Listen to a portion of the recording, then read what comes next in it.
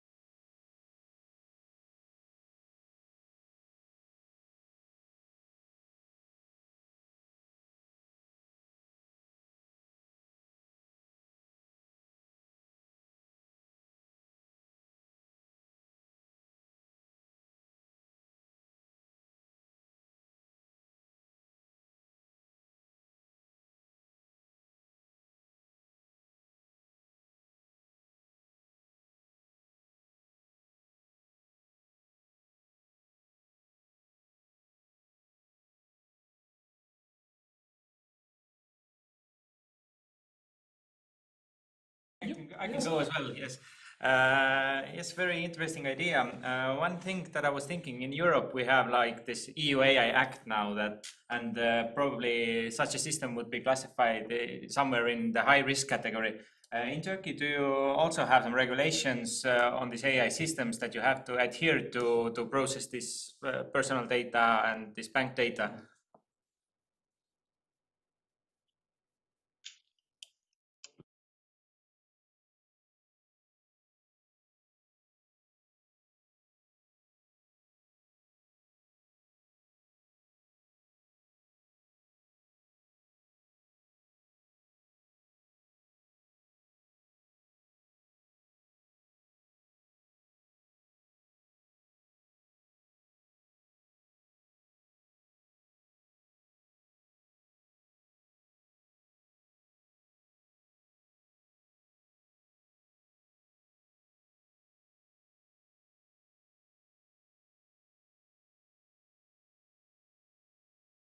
Like classified kind of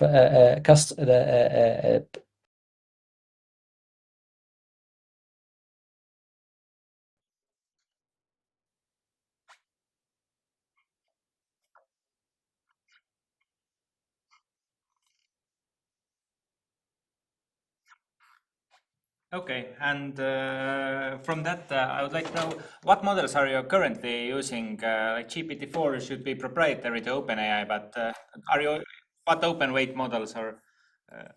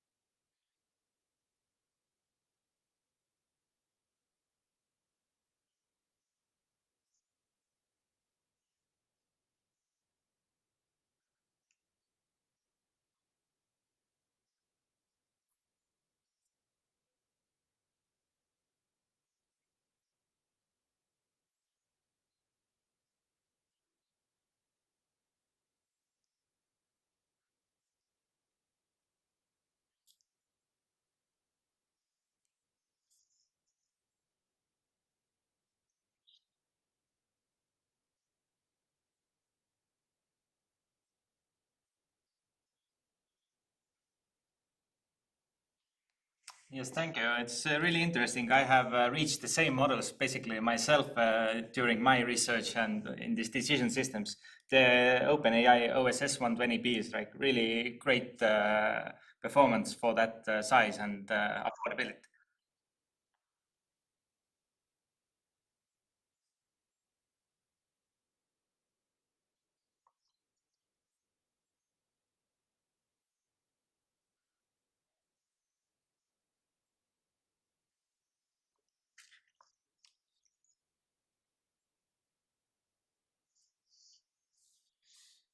Yes, thank you.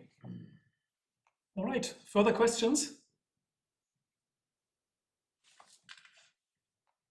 Oh, I want to make a question.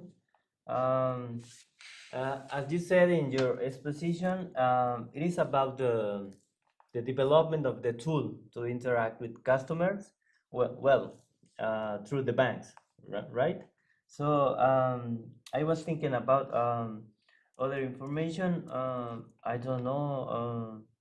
that could be valuable. For example, how many banks use this platform, or you are going to throw it to the market, or I don't understand very well that, or how many customers use this platform. What about maybe trust, or this is only for customers, not for captain or catching more customers? I don't know.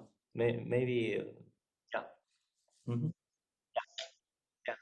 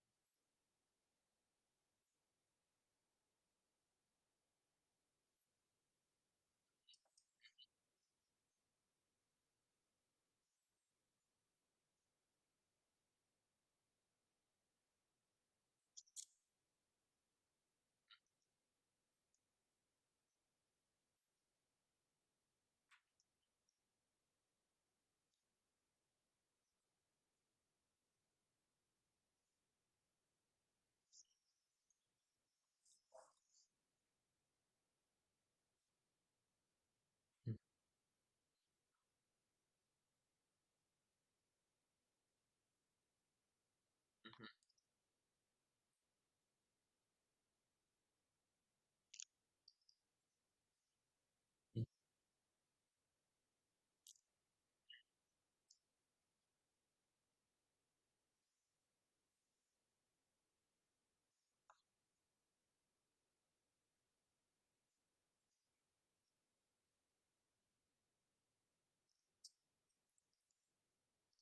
Like,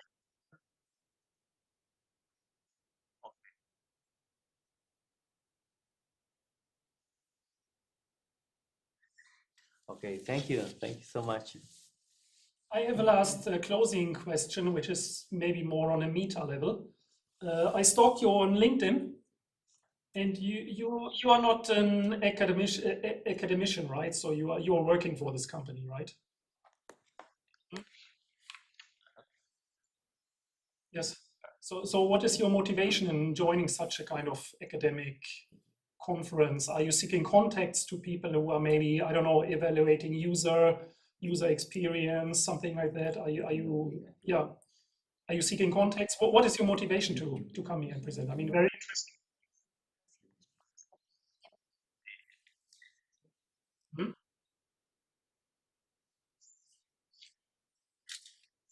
Mhm.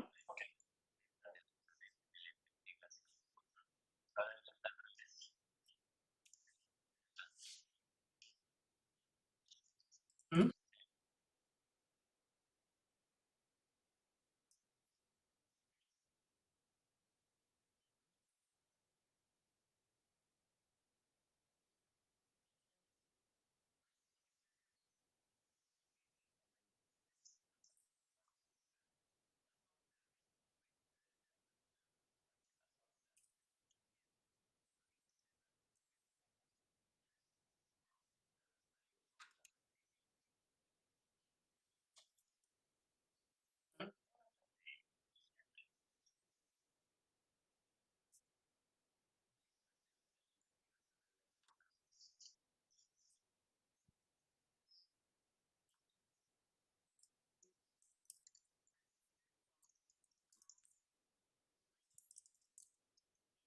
Yeah, interesting, excellent. Thank you. Çok teşekkürler. Perfect. Yeah. So we can follow you. Yeah, perfect. Çok teşekkürler. I hope you stay a bit online here for the next presentation. I think we have, wait a second, Nejla? Is Nejla here?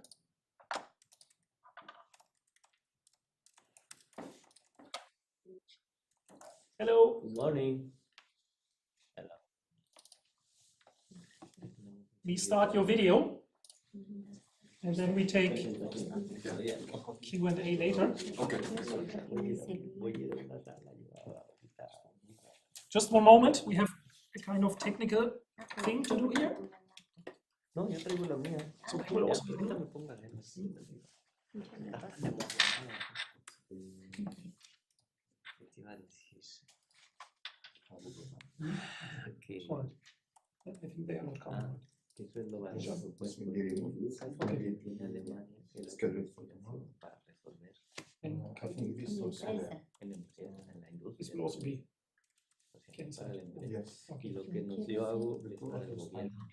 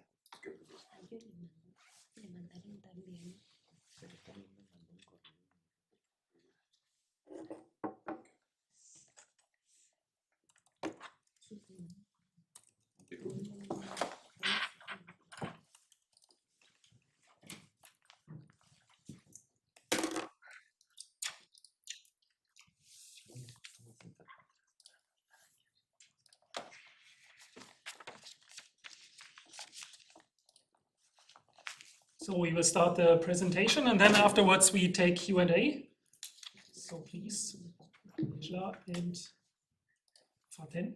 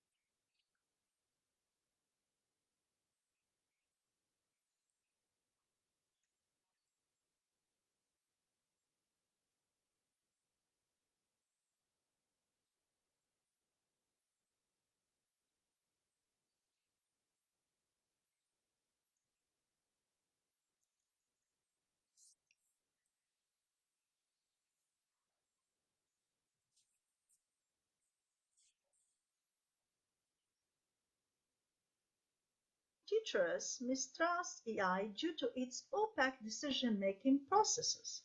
And there is a lot of concerns regarding ethical implications of AI in education, further impedes its acceptance and adoption. All of this creates power asymmetries, surveillance, professional alienation, dehumanization, and unintended harm, which Bilanche et al. Called it as the dark side of AI, noting that technologies designed to enhance performance and efficiency may also engender unintended negative outcomes.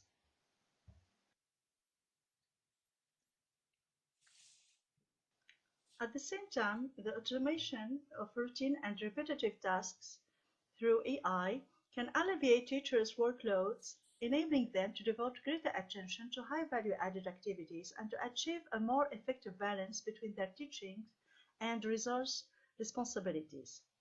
AI can also assist students beyond the traditional classroom by addressing the specific needs of each student, which frees up time for teachers.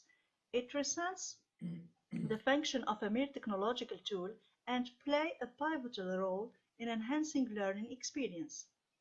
In other terms, AI can enhance education quality.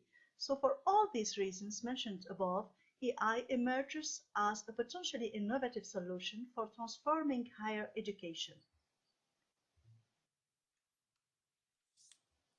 So based on previous study, here are the principal themes deducted from literature and in relation to core theory and AI adoption regarding university teachers, such as time as an resource energy, autonomy and control such as personal resources, and so on.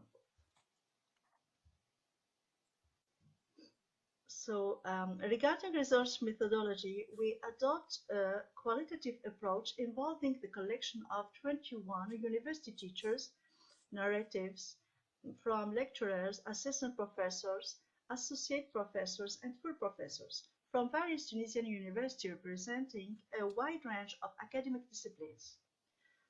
For data collection, it followed the principle of theoretical saturation from Glaser and Strauss, 1967. And through storytelling, we seek to invite participants to tell their own stories, emphasizing the subjective, emotional, and evolving nature of their experience. And thematic analysis was applied to narratives. Let's have a look on findings and recommendations based essentially on the emergent subthemes.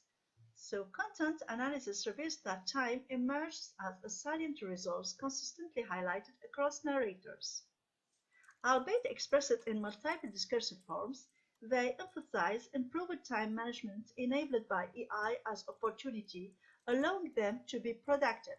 Our findings confirm the resource investment principle of core theory, since university teachers reinvest time saved in personal activities to promote a better work-life balance. Regarding autonomy and control as personal resources, we find that when AI is considered as an opportunity, it reinforces university teachers' autonomy. But when AI is perceived as a threat, it leads to university teachers' loss of control, creating reliance on this tool and leading to inequality in access to technology, which undermines the principle of fairness and justice. And when it comes to resilience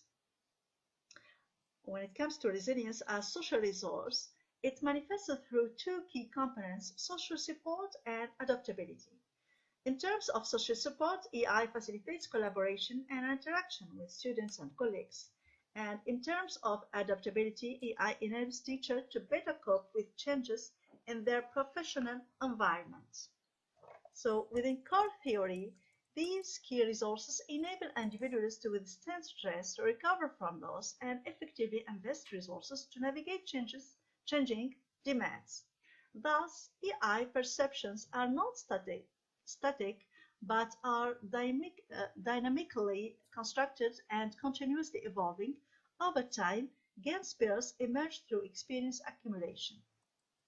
Now we move to recommendations grounded in emergent subthemes from our thematic analysis and substantiated by insights from the already existing literature. So the first recommendation is to develop university teachers' technical skills, especially by investing in learning and training both for novice and teachers.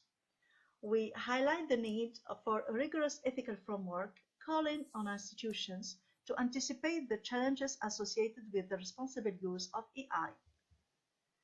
The second recommendation refers to ethics and deontology, where the use of AI by Tunisian university teachers cannot be dissociated from ethical and professional considerations, which play a crucial role in supporting psychological stability and sense of coherence, a central concept in resilience. So there is a need for an ethical charter which not only guide the use of intelligent technologies, but also reflect transparent, reflective, and accountable applications of AI.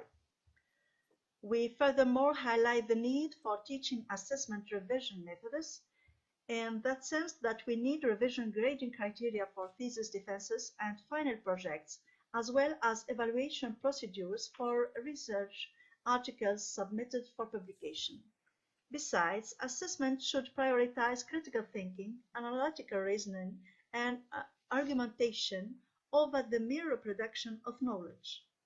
In addition to clear guidelines on the appropriate use of technological tools alongside requirements for transparency in their application.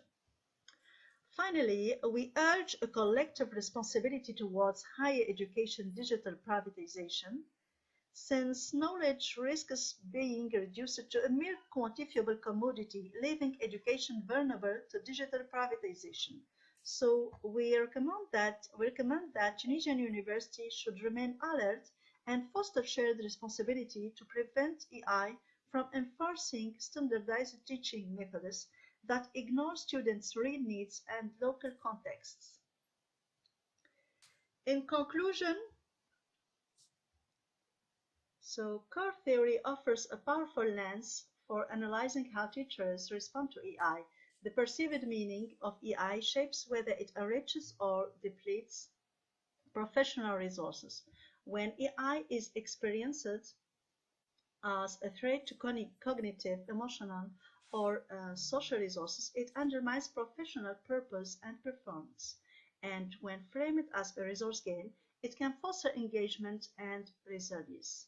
So we conclude then that applied in higher education, artificial intelligence is already a tangible reality.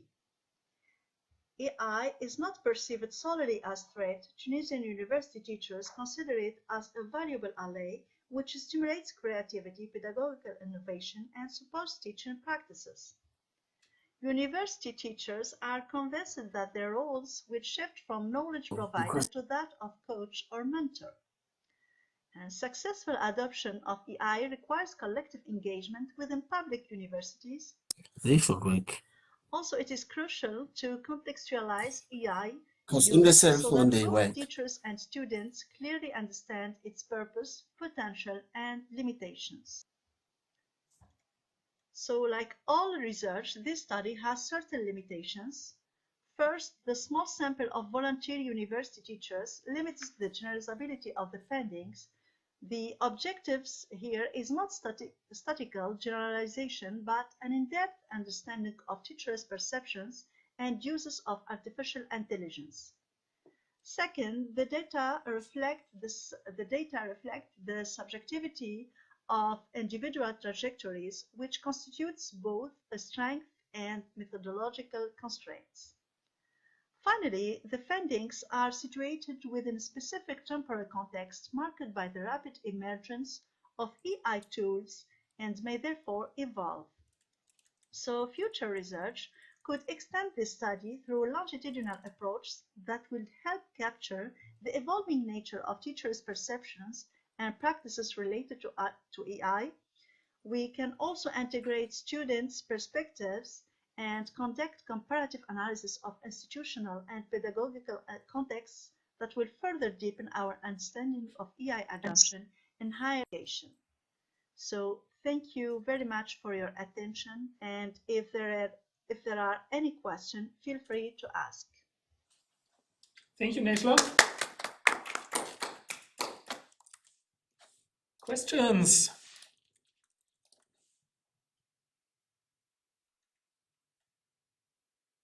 I have a question. You told us that the study was conducted in Tunisia. Your respondents, were they from the same institute, from the same university, or were they from different universities all over Tunisia?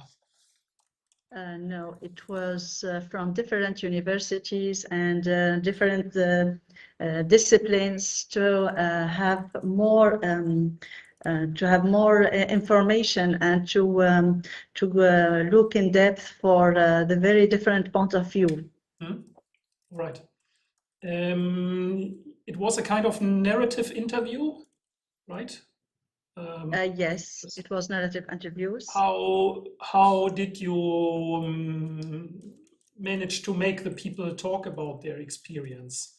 I mean, narrative means it's like maybe a broad question, right? Were they able to write? Did they have to write a kind of diary? Did you chat with them? How was the setup of this narration? Can you tell us a bit more about it? Interviews were made face-to-face with different contacts, different professors, such as lecturers, assistant professors, associate professors in different disciplines. And we made them speak about their experiences at the first time they start to use AI. And then after a period, so let's say they already have a sort of experience, and after using AI, what do they think about it? What we register also the interviews, and we see how they evolve through their with their experiences using AI. Did they use AI differently? I mean, some maybe for grading, some maybe to prepare their lectures. Did you see different patterns of usage in the material? Yes, in fact, they use it differently. Some professors use it in research, other in course and listeners, some other for evaluation, for preparing quizzes, for assessing university, other for looking to bibliography. That's it. Right. Further questions? Yes, please. Thank you, dear teacher, for this well-organized presentation.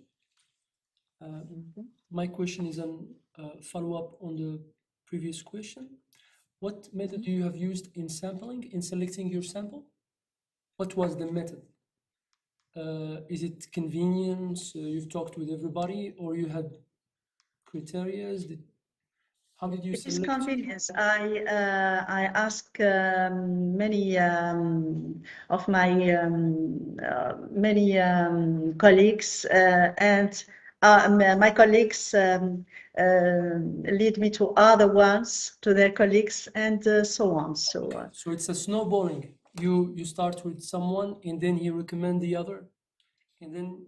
I talk with a group of my friends, and they allow me to contact other teachers, university. Okay, great. Did you have in different region also of Tunisia? Have you rejected anyone from the study? Have you rejected a group or? No, I didn't rejected anyone, but there are respondents who have this fear of using AI, so they still novice in using artificial intelligence. There are sort of fear of using artificial intelligence. You've noticed that fear from the students or researchers or professors? From university teachers. They fear that AI could replace them, or because they don't know how the information were generated from this black this black box. For them, it is not known. They mistrust this technology and they have this fear. Okay, thank you. Further questions? In fact, yes, they consider it as a threat for their role as university teachers. You said you had different disciplines. Did you see differences in the disciplines? Maybe, I don't know, computer science is maybe more positive. I have an towards AI engineer, than yeah, I have an sociology. engineer, yes. Hmm?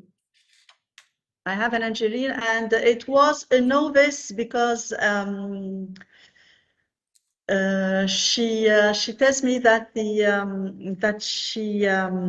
when preparing, for example, sort of exams or exercises from EI, she noticed that there are faults and there are like AI misguides her. So she decided to stop using AI, but she is aware that AI is now a fact, a tangible reality, and she needs maybe to learn how to use it in better way, to be trained with using it, etc. Yes. Thank you. You have mentioned your discussion with that specific professor. And that's take me to ask you this question. Did you have a specific questions like fields? For example, did you decompose your questionnaire to domains, fields? For example, Okay, so EI practice in lecturing, EI practice in research, EI practice, or you have talked like on an open discussion with professors with different questions, different. Okay, so there is no direct questions about fear, but when I ask them about their experience with AI, and they tell me they don't use it, they rarely use it. I want to know why. So they express themselves that they have these fears, you know.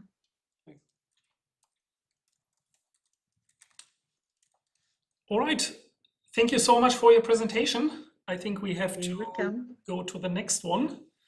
Tabo, are you here?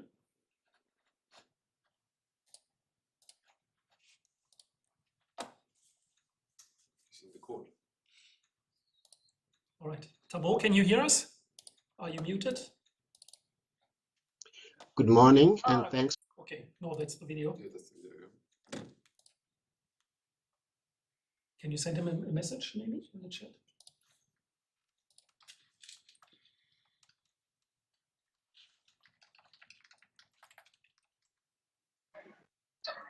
Hello? Ah, yes, excellent. So Yeah. we will play your video right now, and after we open up for Q&A, welcome to our session here. We are sorry that you are not here today. I heard there was a problem with your visa. So, but great that we have these online tools. So please, we start your video and then afterwards Q&A. Thank you. For this opportunity. Perfect. Good morning and thanks for this opportunity. My name is Tabo Khopane. I'm presenting from University of Johannesburg, South Africa. I'll be presenting a topic on digitalization, CBDC, and productivity in sub-Saharan Africa. Problem definition. The study thesis proceeds on 4 factors. First, digitalization involves internet access, mobile connectivity, and digital financial services, among others. Second, digitalization reduces transaction costs, improves information flows, and as a result of that, expands market participation. Third, digital infrastructure operates as a general purpose technology, meaning the technological progress is gradual. Lastly, central bank digital currency, or CBDC for short, as a digital fiat money has potential economic benefits. Against this background, we have this problem that emerges. As a general purpose technology, and a type of public technology, CBDC must interact with existing digital environment so as to benefit the economy at large. But the question is how? Well, a number of ways. As a dominant participant, in other words, CBDC can perform as a dominant participant since it is operated by a large participant, the government or central bank, or it can operate as a trade-off or manifest as a trade-off, meaning it has costs and benefits, or it can manifest as a complementary economic factor. Lastly, another question is whether CBDC will operate differently or will perform differently for low versus high digitalization economies, such as those countries where mobile infrastructure has higher penetration compared to others. Against this background, we have this research question emerging, and which will be addressed in the current study, which is, does central bank digital currency engagement condition the effectiveness with which digital economic activity translates into short-run aggregate productivity outcomes, and whether the association with productivity differ within countries over time? Well, in brief, the question is whether CBDC will help improve the extent to which digitalization is benefiting the economy, and whether such benefit will be different across economic areas. Related literature. This study joins the debate on two literature strands. First, digitalization and productivity. Second, central bank digital currency and its perceived economic benefits.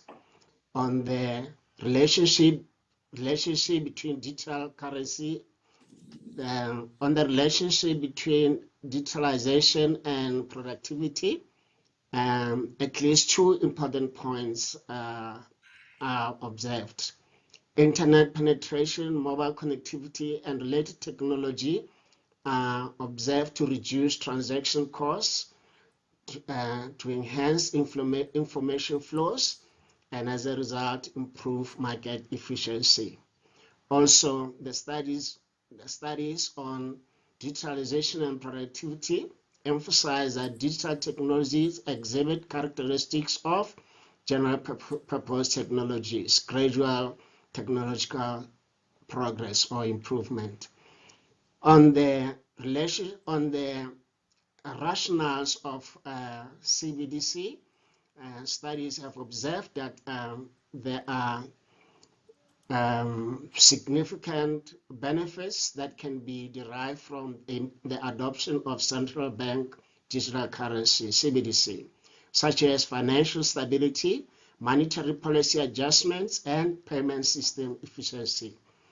There are also possible trade-offs because as in the CBDC can manifest both benefits and costs, such as the risk of bank disintermediation and deposit migration from commercial banks to central bank, since the CBDC will be operated largely from the central bank, even though there are different versions of central bank digital currency implementation designs.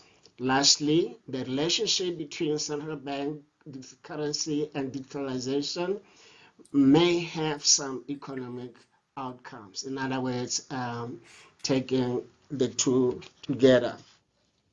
CBDC can provide low-cost, secure digital payment option for the unbanked population. Now we come to empirical design for the study. Well, the core relationship that we are investigating in this study is that we have productivity as a function of central bank digital currency, digitalization, and the interaction of the two, as well as a number of control factors in the form of macroeconomic indicators. Productivity in this case is defined as ratio of economic output to a factor of production. In this case is labor, not capital or both. In this regard, productivity is an aggregate measure of economic performance that may be affected by private digitalization autonomy. Third, the increased use of digitalization in the workplace is expected to augment employee efficiency, thereby increasing economic productivity or having a positive impact on the economy. Lastly, digitalization indicators capturing the access to and use of digital technologies are expected to be observed.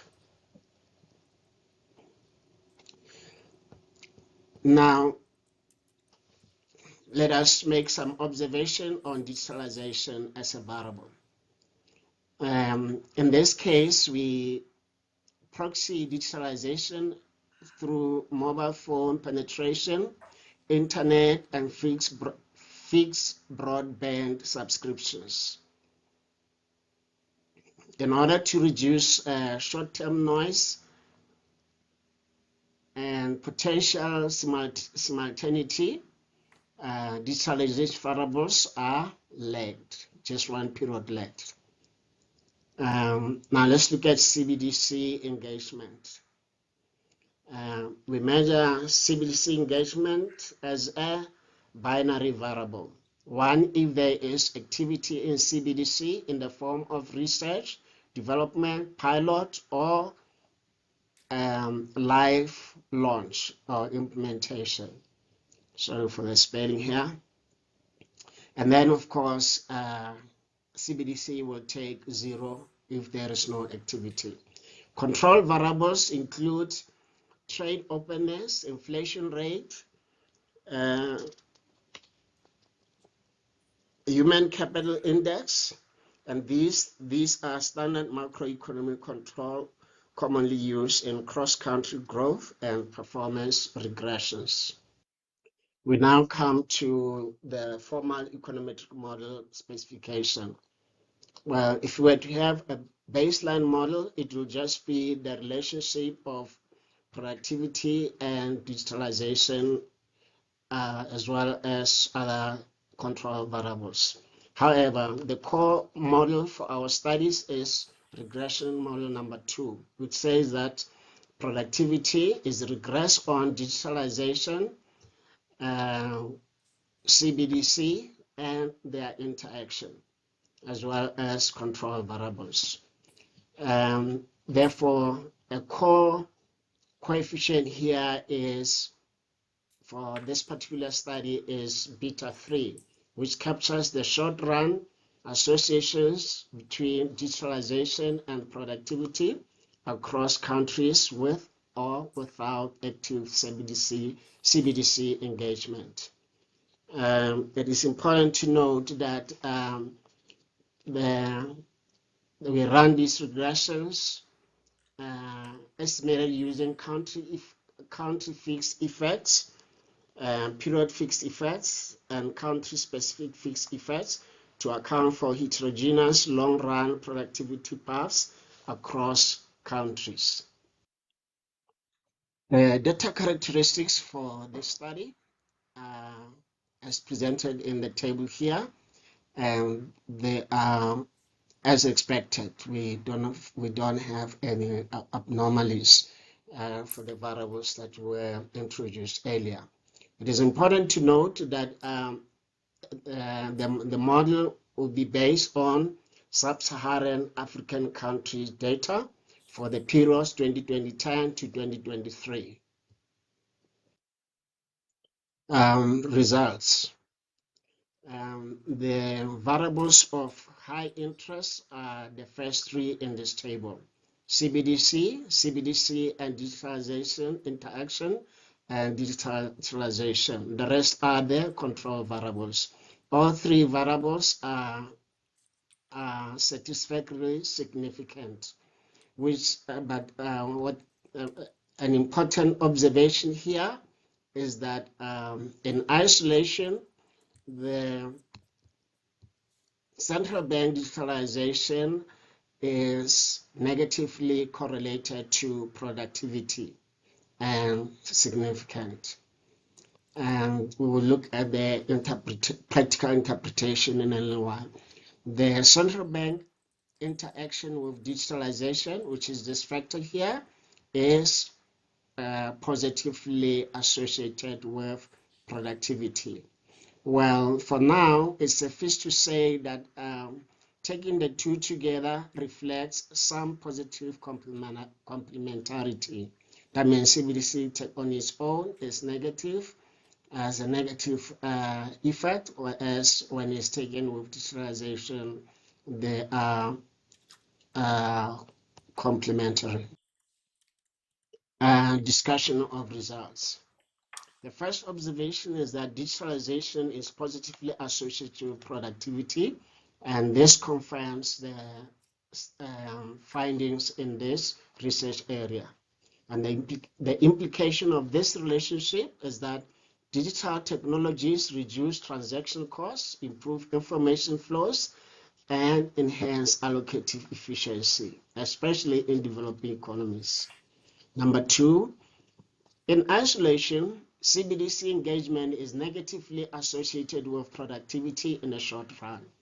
This is consistent with cost adjustment dynamics arising from early stage adoption and institutional transition. And this is a common observation from the research or studies of new technology adoption. Point number three, CBDC digitalization interaction is positively associated with productivity, indicating that its economic relevance, that is CBDC, arises from complementarity rather than as a standalone effect. Number four, in the implication to sub-Saharan countries is that in economies where digital access and usage are already widespread, CBDC engagement strengthens the transmission of digital activity into aggregate productivity outcomes. Number five, by contrast, in low digital environments, CBDC engagement exhibits transitional costs that outweigh immediate productivity gains. And this is as a result of that negative CBDC coefficient. All right, and then examples of this we have looked at already. Conclusion. Well, 4 elements, or rather 4 points to mention. That the study used panel data method to examine the relationship between productivity versus digitalization and CBDC engagement. Okay. Number 2, digitalization is positively associated with productivity, confirms the literature. Number 3, in contrast, considered in isolation, CBDC doesn't seem to be very helpful, but as complemented with digitalization is better. Number 4, we can conclude that the central contribution of this study is to show that CBDC engagement conditions the effectiveness of digitalization. Thank you. Thank you so much. Thank you so much for your presentation. Any questions from the audience? Yes, please. Thank you, dear professor. Thank you, Sir Tabu, for this presentation. and for a subject that really matters today. And honestly, I want to discuss with you a few points regarding the presentation, some remarks about the literature, and some about the model, and some about your conclusion. I don't know if you agree with me, because when you have talked in the literature about CBDC reducing cost transaction, you should mention Coase and Williamson, TCA, theory of cost, transactional cost. No? Sir, do you hear me? Can you hear me?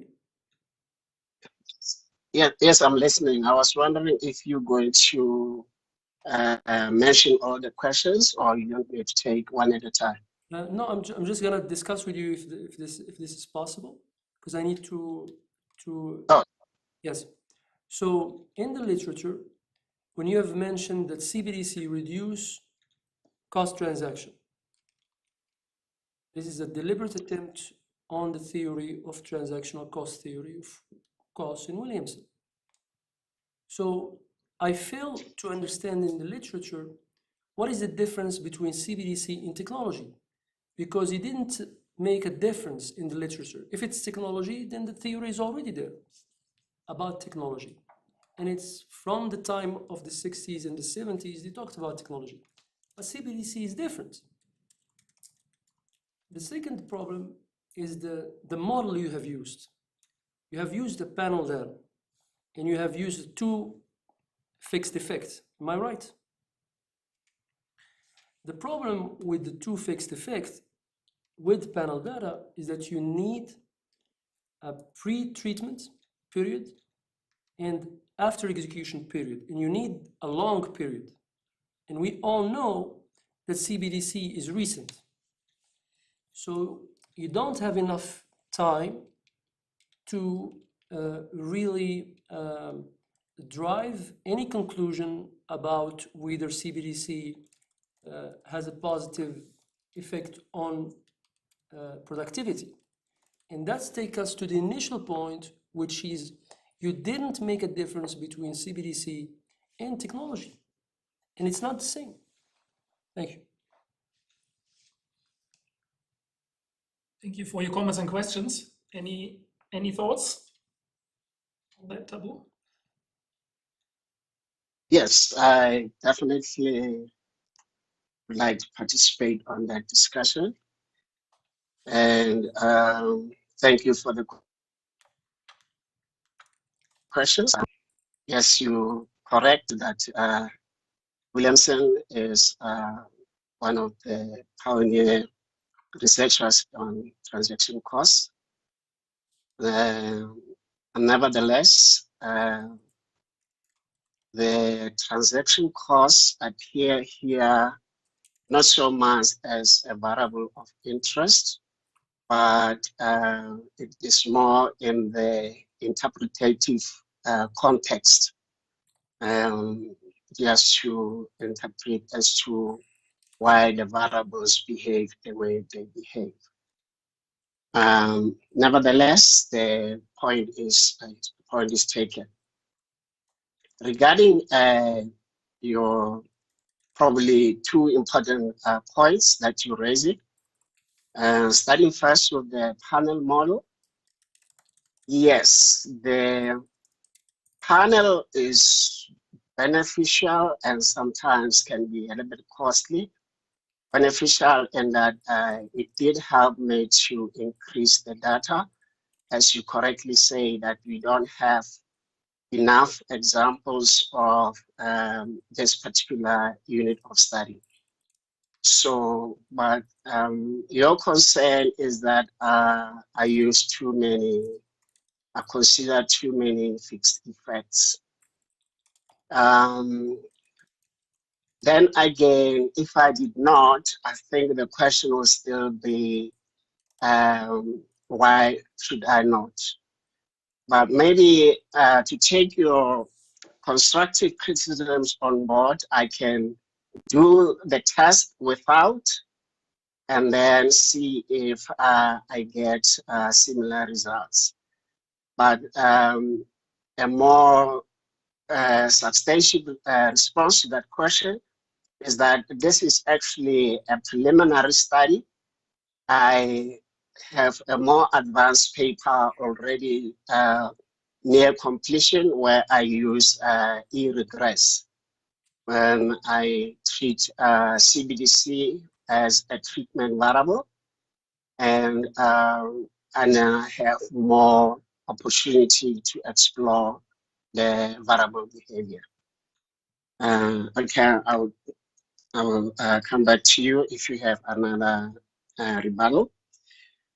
Regarding the nature or the identity of CBDC, well, I suppose we could look at it differently and we can criticize it from different angles.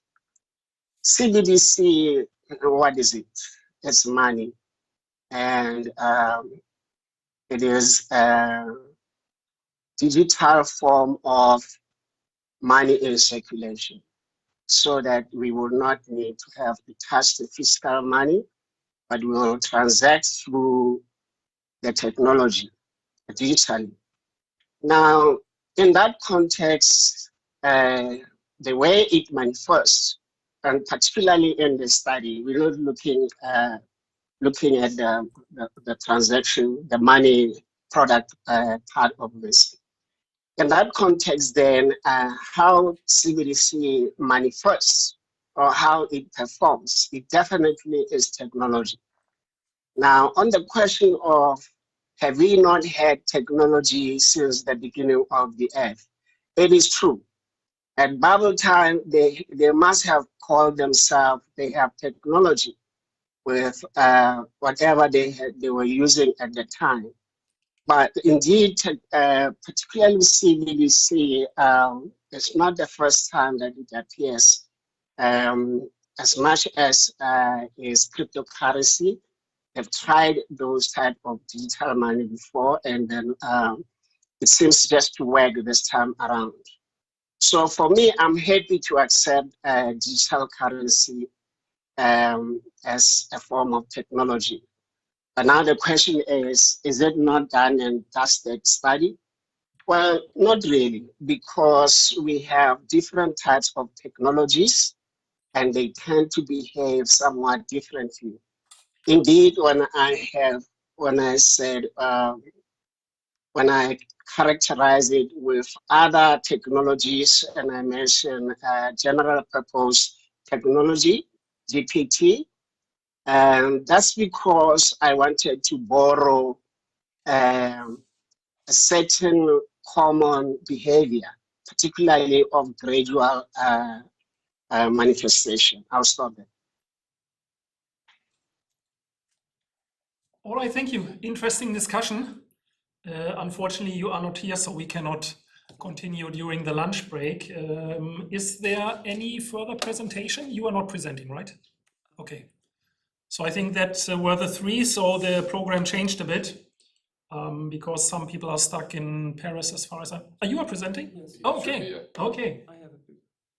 I was thinking. Thank you. Thank you. Thank you. Thank you. Thank you so much, and I'm very grateful for the opportunity to present the paper.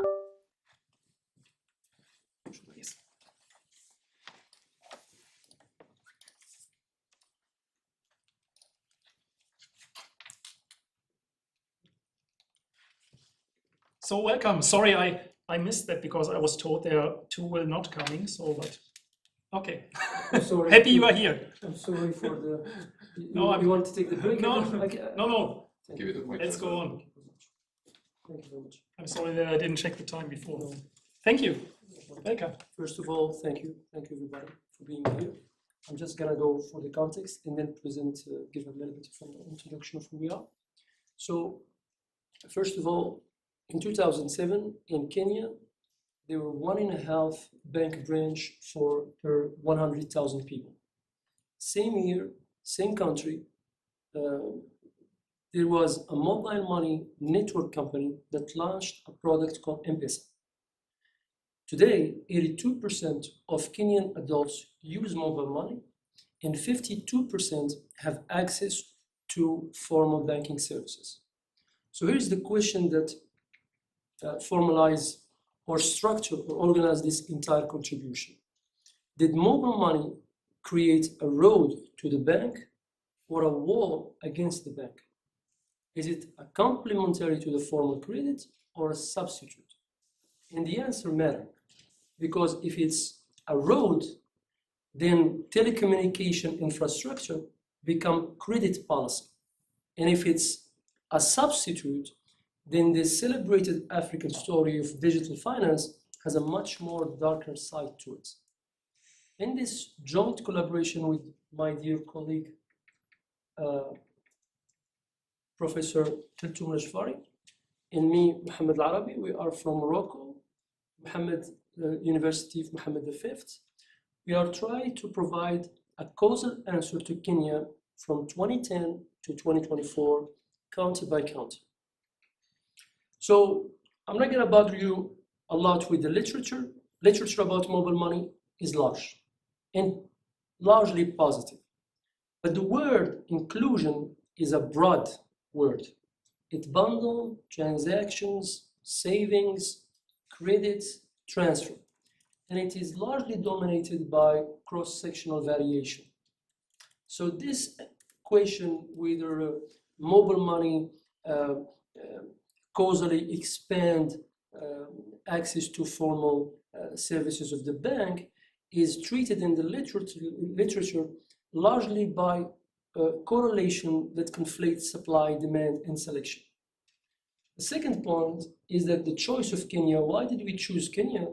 Because Kenya is the right laboratory for such a question, for many reasons. One of the reasons is, first of all, it has the longest mature panel, and it has also a regulatory shock, which is agency banking from 2010 that are exogenous from county-specific credit demand. And most of all, it has a variation driven by operator strategies and topography rather by market credit conditions. So here is at what's stake. The question is, if the effect is causal and concentrated where banks are absent, mobile money infrastructure become a credit policy instrument and not telecommunication value. So that's what we are trying to explain. So there are three channels to answer this specific question. First channel is information. We all know that mobile money creates a digital footprint. M-Shwari, which is another application of mobile money, literally feeds these informations to a credit scoring algorithm.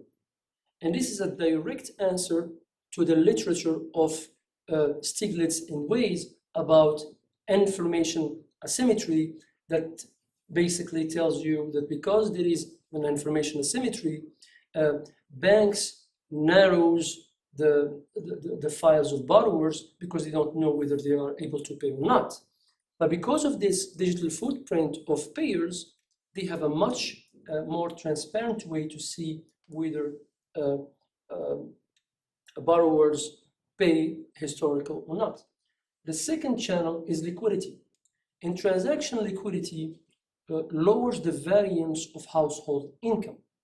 And lower variance, lower risk default means more opportunities for lending money. And the third channel, which is institutional, products such M-Pesa, M-Shwari, and so on and so on, drives banks to become mobile money agents. So therefore, this product of mobile money agent is the rail at which banks travels on. All right. So at the end, we're going to see whether the heterogeneity, which channel dominates, where banks are thin. Before talking about the model, we need to address certain issues. All right. Certain issues, which are problem identifications. The first problem is reverse causality. Means what? Causality, we assume that because of mobile money, demand on credit goes up. But we may face another problem, which is reverse causality, means that counties who have higher demand for credits, they attract mobile money agents. So that's a problem. The second problem is unobserved country heterogeneity. Maybe the latent infrastructure, institutional infrastructure, drive both, drive mobile money agents and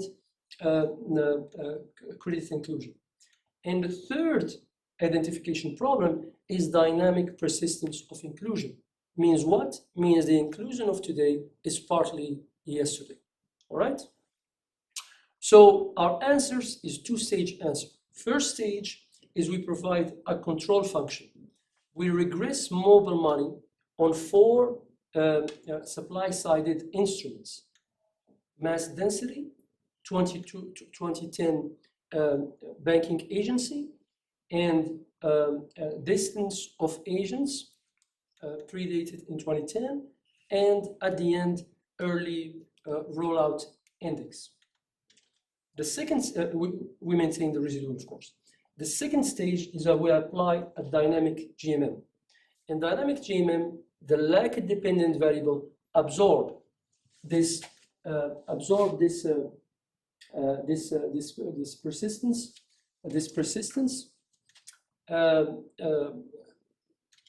absorb the persistence, and then the first order residual is inserted directly to the equation.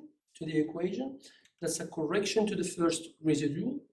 And thirdly, we justify the use of GMM because we have a dynamic persistency with years, right? So why we use these instruments? Because first of all, mass density is a physical infrastructure driven by mobile money ecosystem and not by banking lending decisions, right? Great. So here is the data. We use 47 counties in 50 years. That's 658 observations. Here's at what's stake, so that we don't waste time. So a bar that is left here. Here we have Nairobi. Here we have Mombasa, Kisumu, Garissa, Mandera, right? For example, if we took Mombasa, Mombasa is a richer county than Mandera. And here we have 80% of active mobile money. And if you see formal loan access is at approximately 40. In Mandera, we have 60%, and the bar is left here is less than 17%. If you see counties that have active mobile money, they have a much more demand for formal loan access. So this is the data. And here are the main results. So the main results, literally you have 3 columns, right? 3 treatments and 1 conclusion. The first column is that you have transaction value log. Means what? Means for each 10,000, for each raise of 10% of agent per 1,000, we have a raise of 0.091, right? Loan access. And here is the mean column, right? Here's the most important column. Here we say that for each active account, 10% of raise of each, 10 points raise of active accounts, we have a 1.85% raise in loan access and demand. And this is a huge result, right? This is a huge result. So, of course, we use robustness tests, right? So here, instead of using the GMM, we have used different method of treatment to test our results. So here is the baseline. Many tests, no need to go through. We can go through them in the discussion, but a little bit slightly different results, but the same conclusion, right? The same conclusion. And this is the most important bar, which is placebo hit. Means what? Means in order to justify the demand on credit of today, we use mobile money of the future that hasn't happened yet, right? this is the placebo hit, and we use it. And if the baseline is driven by this placebo, then we should find, or we should see, a positive bar and very significant, which is not the case here, because we see a bar of 0.021 and p-value above 6%. P-value above 6%, which is literally telling us that economically and statistically it's almost zero, right? It's almost zero. So this reverse causality is not only rejected by assumption, but by actual data, right? Okay, so for the heterogeneity test, we split with two decompositions: low income, all right, and urbanization, rural, mixed, urban. And if you see here, without going through the details, you see that the concentration of mobile money, the effect of mobile money, is mostly in rural counties and counties with low income. So literally, we are saying that mobile money provide access to counties that have low income and that rural to formal banking services, right? To formal banking services. Okay, so here are the contribution. We have three contributions. Some are scientific, some are theoretical, and some are practical. So the first one is that we provide a causal estimate of mobile money. The second one, a pre-specified channel of taxonomy, information, liquidity, institutional, the channels. And the third one is a documented heterogeneity, not just a footprint, a footnote, but an actual contribution of the paper. And then the implications. Telecommunication infrastructure is indeed a credit policy. When we see telecommunication infrastructures, we mean by the mast, those masts. They are credit policy now. And this is a huge thing, right? And the second application is regulatory design that enable banking to provide more services. The limit of the paper is that we didn't address whether those credits are quality credits, because this is a huge limit. The quantity of credit doesn't mean the quality of the credit. We can lend, but either the borrowers are really, they respect the payments, and whether those loans are going directly to the economy of the country and not just for consumption, right? So this is a huge limit. So back at it to answer our initial question, whether mobile money is a complementary to the formal bank or a substitute. Through the results, we say that does not replace, instead, it is a rail on which the bank travels. So I'll be happy to share with you some appendixes, right, and answer your questions. Was it fast? I tried to make it fast. Very good. Thank you. So that you can. Thank you so much. Very interesting, I think.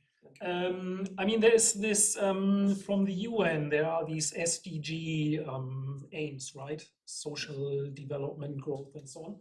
And I think there's one called like ending poverty or something like that. Yes. Do you think that these mobile banks contribute somehow to this goal? Of course. There was a study not conducted by us, but conducted by some researchers that published in top-tier journal that addressed inclusion of women in Kenya and Uganda. Women who are working on those indigenous cultural activities.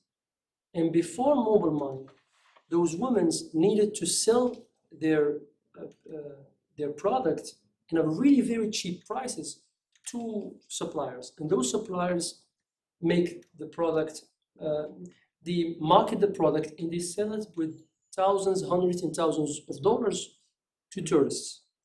Now, with mobile money, women have a direct access to the client. They don't need the bank. Mobile money, an application, and they can market their products, and the value is much higher than before. This is the result of the paper. I can share with you the paper is published in Econometric, and it is really a good paper. So this mobile money, to answer whether it has a social effect, then yes, I would link to the paper. It has a social effect. All right, further questions? Yes. Yeah, thank you for the interesting presentation.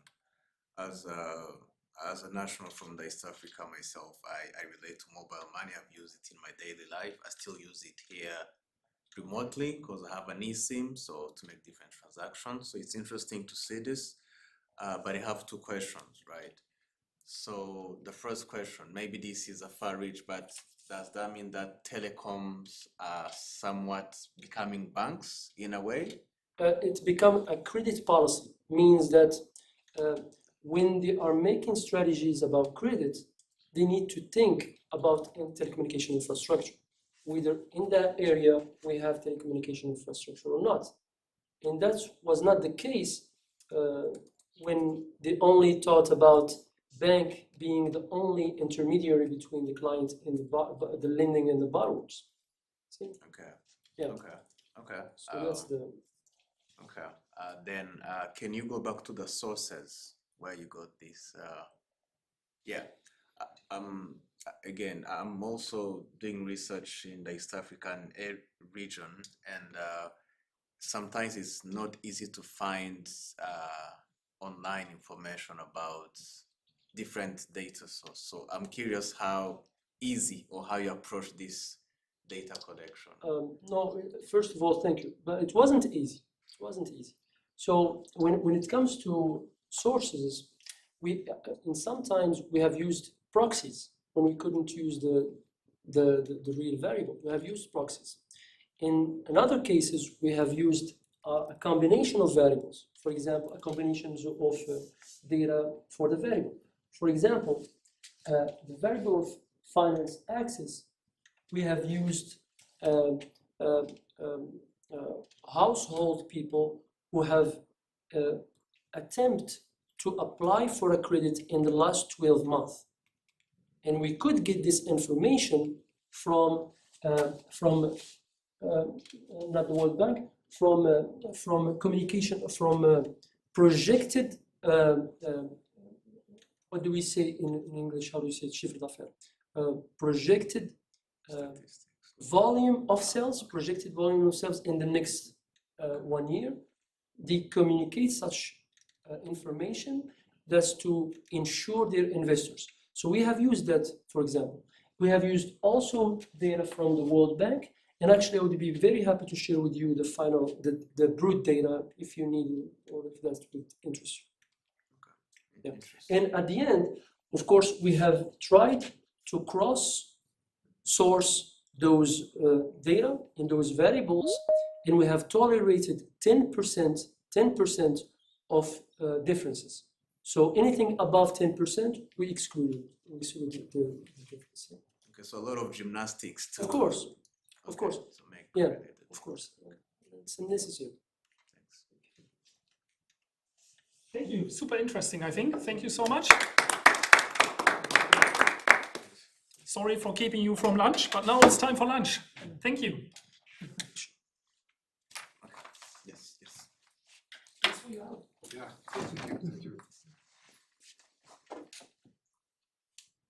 Everybody on Teams Maybe as the well? final, the first slide for you. The first slide of your presentation. Oh, picture. Can you? Yes. I don't want to keep you from No that. problem.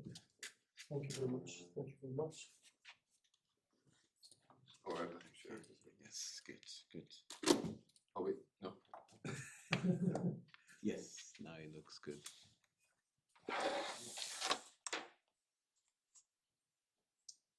Yes. Thank you. Thank you very much. Yeah, no problem. Thank you, Professor. Thank you. It was Thank you. nice.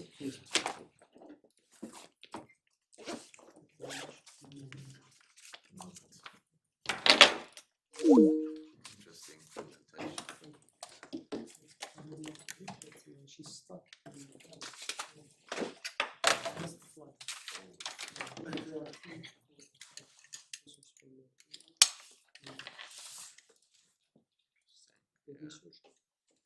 Sorry, repeat, sir. Yes, I'm doing my PhD second year. I'm focusing on digital identity in Kenya, Rwanda, and Uganda. I work on macroeconomy. Ah, So nice. the discussion about Williamson and cost and contract theory is really, that's what excites me. And the professor had a really nice presentation from South Africa. You ask good questions. Well, thanks for Really? that. I thought I'm keeping. I thought you hated me No, because I kept you from lunch. no, sorry for not understanding who has to present. So it's all the time. No, this one is not coming. Oh, this one. Oh, maybe this one. Yeah, it's a lot of gymnastics. Perfect. Yeah, good research. Thank you. Let's go for lunch. Yeah, I have a small doubt on the models. You presented a profit model. How did you do that? No.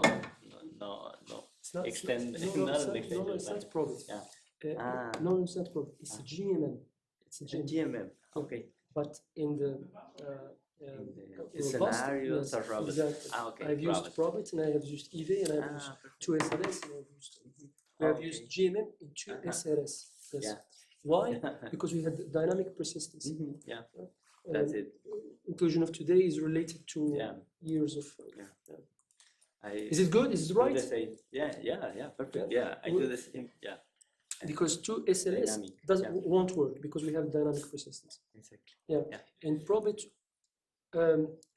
will work in the first stage, but it won't work on the second stage. It may absorb heterogeneity, but it won't. Exactly. Exactly. Yeah. Okay. Thank you very much. Thank you. Yeah.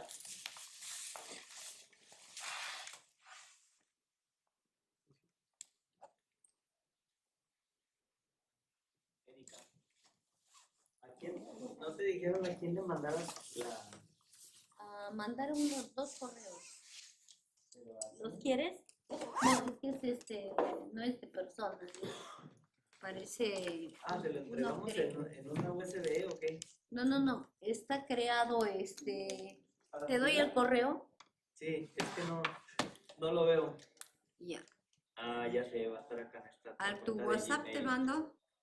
A ver, déjame ver, Creo que investigación. Dice para garantizar. Número especial. Sí, ya. Creo que Te ya mando al lo WhatsApp los dos correos. ICDEc Collecting Presentations, ya lo encontré. No. ¿Sí, no? No, es kencrew@ttus.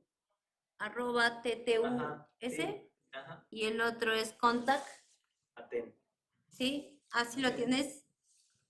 No te mando. No, sí? ya lo no. encontré, muchas gracias. Okay. Sí. Es que Voy a cerrar. entonces a ellos, ¿no? Creo que es hora del almuerzo. Sí, vámonos al almuerzo.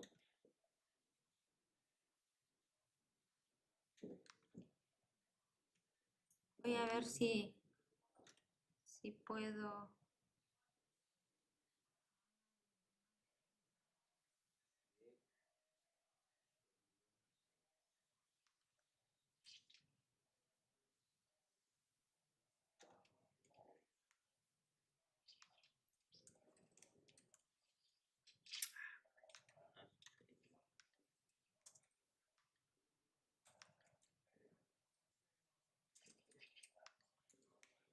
Le quiero decir al muchachito a ver si me lo puede imprimir.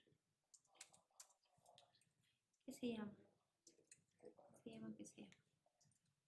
Ay, le voy a decir qué se llama. Ay, no me acuerdo. Norbert.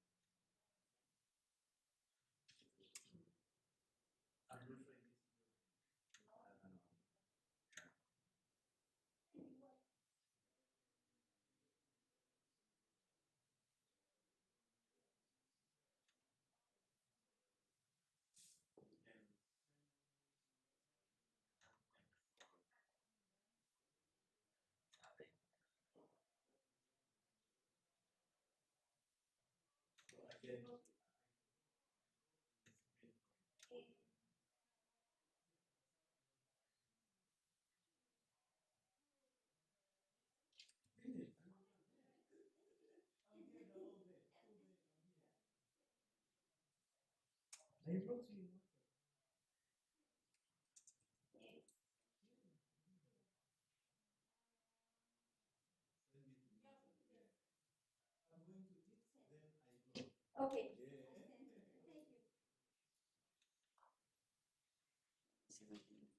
Y vámonos, porque ya la mandé.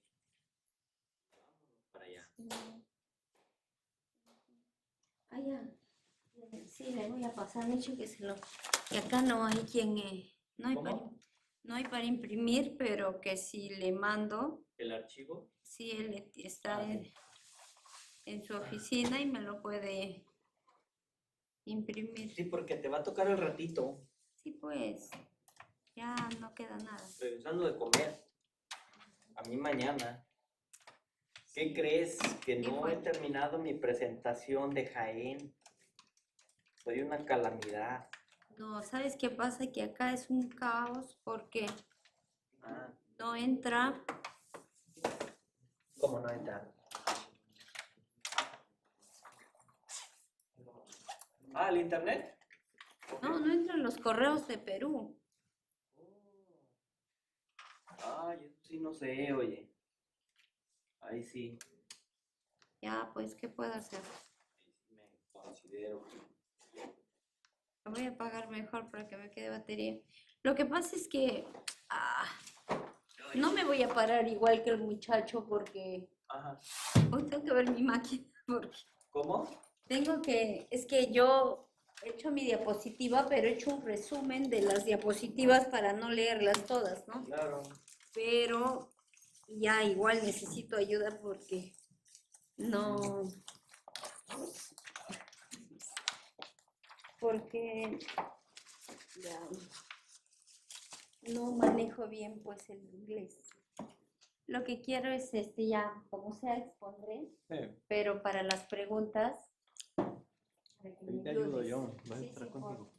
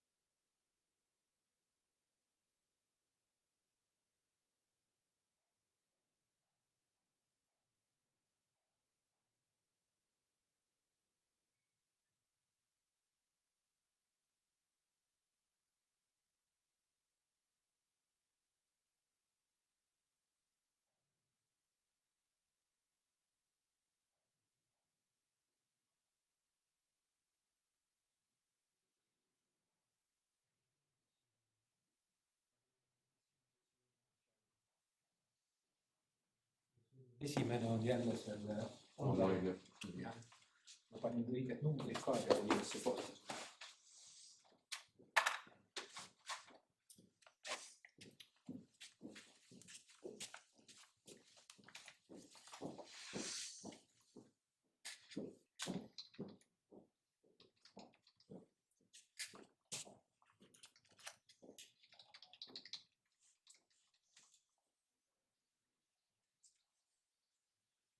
Sul on nii väike password.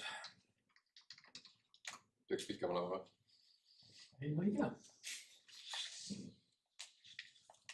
Iga aasta pikendades. See ongi see, et võta siis, mis see oli siin, 2B, jah? 2B, just nimelt. Võta see nüüd kopi endale siia tehtus.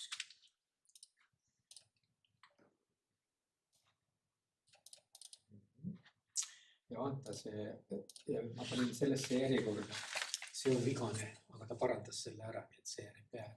See hakkab ilusasti käima, eks. Ja number 2 sul ei ole, tundub. Joo, se mennään alla eteen. Jah. Kustutan selle nüüd ära. Ja see on minu kopeeritud, see on siis, see ei ole USB peal. Okei. Selle võid ära kustutada siis. Okei, võtame selle USB ära ja ma jätan selle USB. No teine võimalus on see, kui sa tahad seda USB, et ma kopeerin enda USB peale selle neile. Mul on asjad käes. See on lihtsalt siin 114. Jah, ma nüüd teen.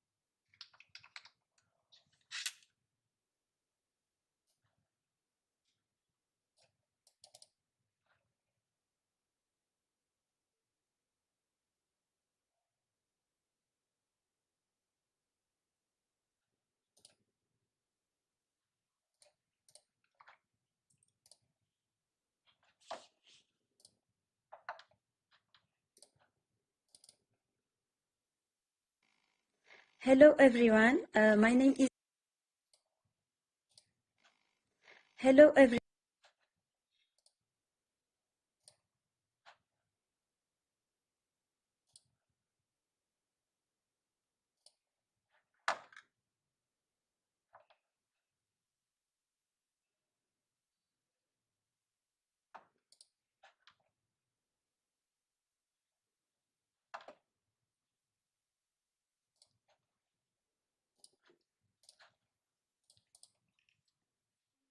Hey, How are you? I'm good. How are you? Good.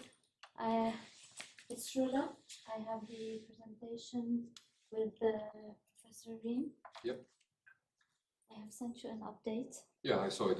I'm really sorry it's last minute. It's It's okay. just after I've seen all these presentations about, 50 slides, and I just managed to, crop it a little bit. I will do some talking orally.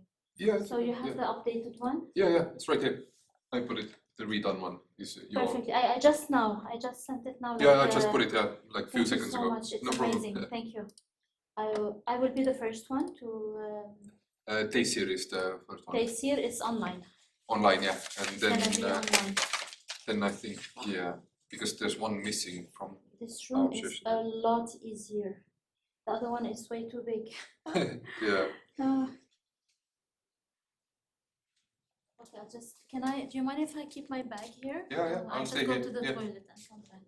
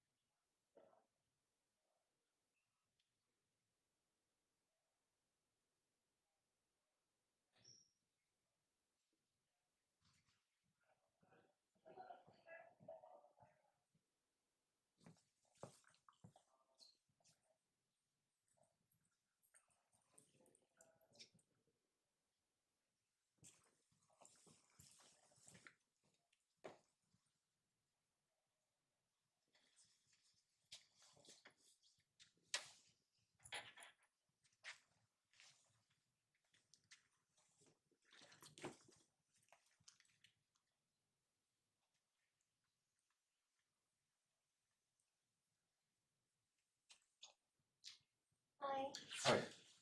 Checking if my presentation is there. I just sent it in the morning. Your name is? I know this word, but I'm for the second one. Oh yes, I was looking for your, but I haven't received it. Have you sent it to me? I sent it as an answer. I answered the email, so I thought so. But Okay, because I was searching for it by the last name Suarez, but I couldn't find any email. Oh, But let's. let me see what happens.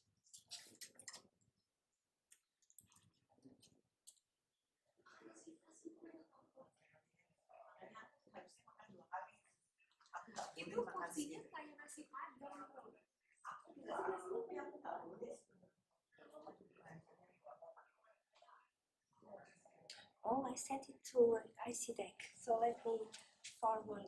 Yeah, you can just I'll quickly write my email. How's the at from on the? Yeah.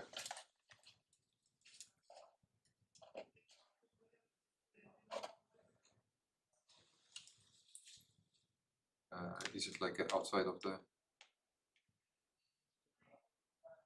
It's connected, right? Yeah, it's connected.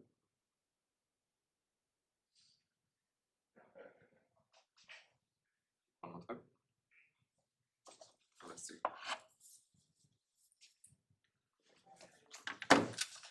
Oh, sorry. I hadn't read the message. I just answered.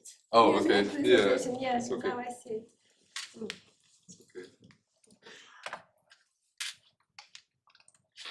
Now we'll have Hello. So we're presenting together, right? I shrinked the Kõik hästi? presentation because I felt when I shared all the technical details in the previous presentation, I they think- were a bit not ready for it. So I skipped this part. And they asked us for a 15-minute presentation, right? Yeah, yeah. And So I felt that especially for non-technical people, it was a bit too much. For you, it was fine, but so I skipped this part. I took out, and then I'm just gonna briefly mention if you need to know more details about it. I'm all in favor of shorter presentations. Yeah. So Especially that time. no, you know, because he told us that we had more time because someone is absent. Yeah. So I said, let me fill the time. And then eventually, because like it's the first solo, thing, so I said, let me maybe give it, but then it was too much. Even me, when I'm presenting, I felt like I lost them somewhere in the middle. Right? No, it was. It was thought too technical. All the presentations I thought were a bit longer, but yes, that's because we could Yeah, extend a little bit more. Yeah, so now I skipped the technical part, and I'm just gonna make the, I'm imagining that it's students in front of me. Yeah. Sure. So How is the both hotel of where us, you're staying? both of us are here, and Tessa. Tessa, she's gonna be online. Okay. Yeah. You are a session chair as well? Tabo is not here. I have not seen him. So No, he we'll see. didn't get his passport back. We knew this morning. He did not get the passport back. No, he applied. He sent the visa. He sent the passport to the embassy to get the visa, and he never got it back. Not yet. Oh.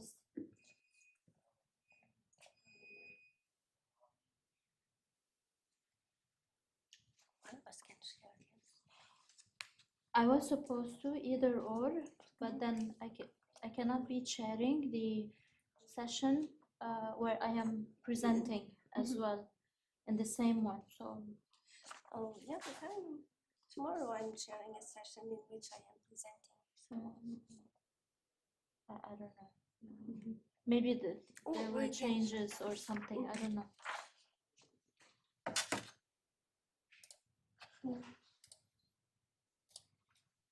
I just felt the two presentations in the same day. It's already a very loaded day. Yeah.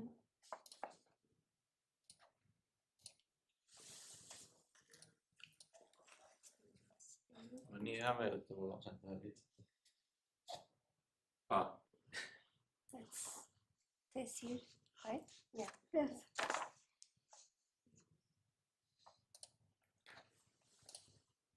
Hello, everybody. Hello, Hello. Taysir, how are you? Hello, good afternoon. Fine, thank you. Taysir, it's Rula. Yes. How are you? It's Rula, أنا Rula. Ah, Rula. Eh, Hello, Rula. How are you? I'm okay, and you? Ah, We're fine, thank you, Rula. most of the I think we have participants to are turn to the camera. Where is the over there? the If camera is there. Yeah, We're giving her our back. Yeah. So most people are already stuck. Hello. كيفك? Now We're still stuck. The other session did not finish yet, so we're waiting it for them has- to finish and come over. So maybe just like 2 minutes. Now you turned your sound off. Your sound is off. We were hearing you before, but now we are not hearing you. I think you turned the mic off. On t'entend plus. Ah, Voilà, ok. c'est bon maintenant. Ok, merci. Ouais. Ok. I miss you already. I wished you were here. Me too. Me too, dear Rula. Yeah. It's okay? Yes. Everything is okay? Perfect. Thank you. Ah, Yes. enjoy. We just need you here. That's it. Maybe next year, I hope. I don't know. Inch'Allah. Yes, Inch'Allah. Yeah. Inch'Allah. Merci, Rula. On attend juste 2 minutes que il y a Dr. Rim qui vient. Encore au moins. Environ 10 minutes, 10 à 15 minutes ou Non, bien... même pas. Je crois ça va être. Même pas. Ok, ok. Oui. J'attends. Oui.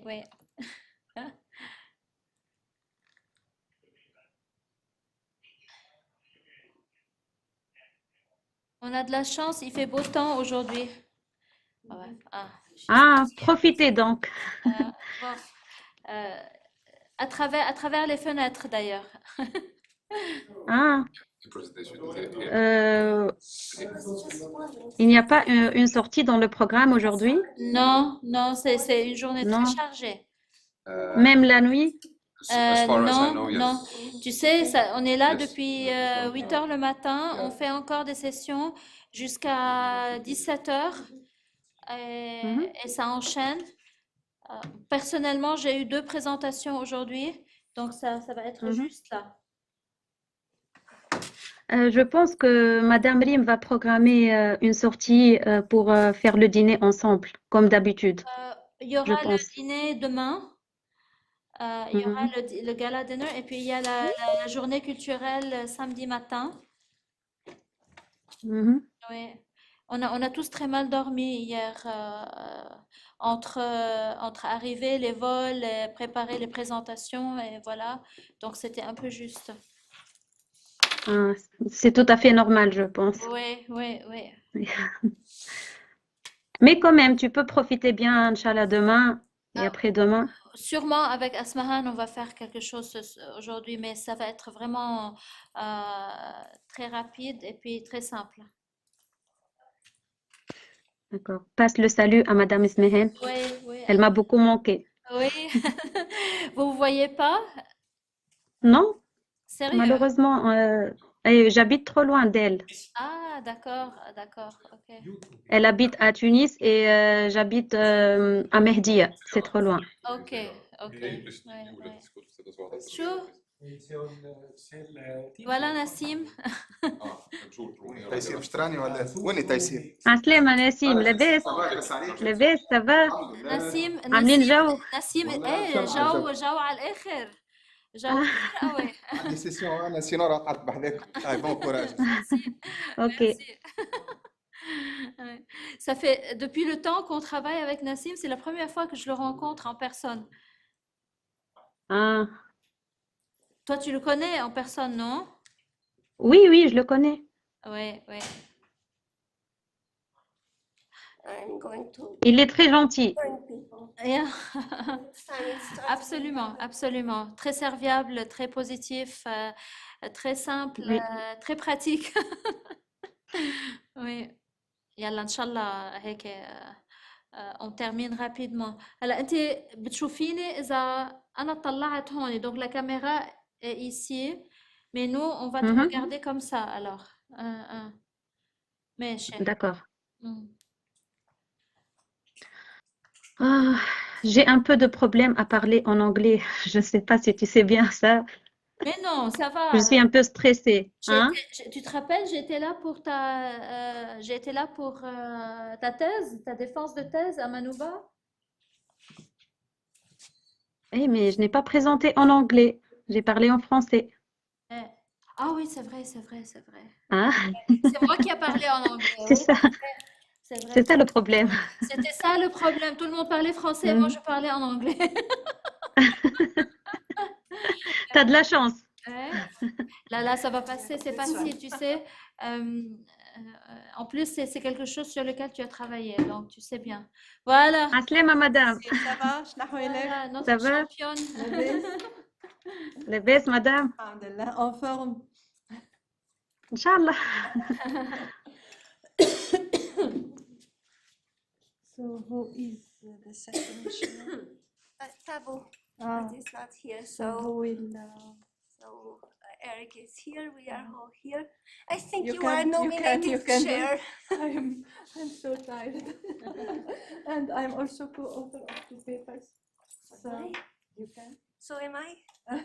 We'll do it collectively, okay. right? Oui, personne ne peut faire le session chair, ça va? Or Miriam. Mariam, you can? I can. You can? Yeah, thank you.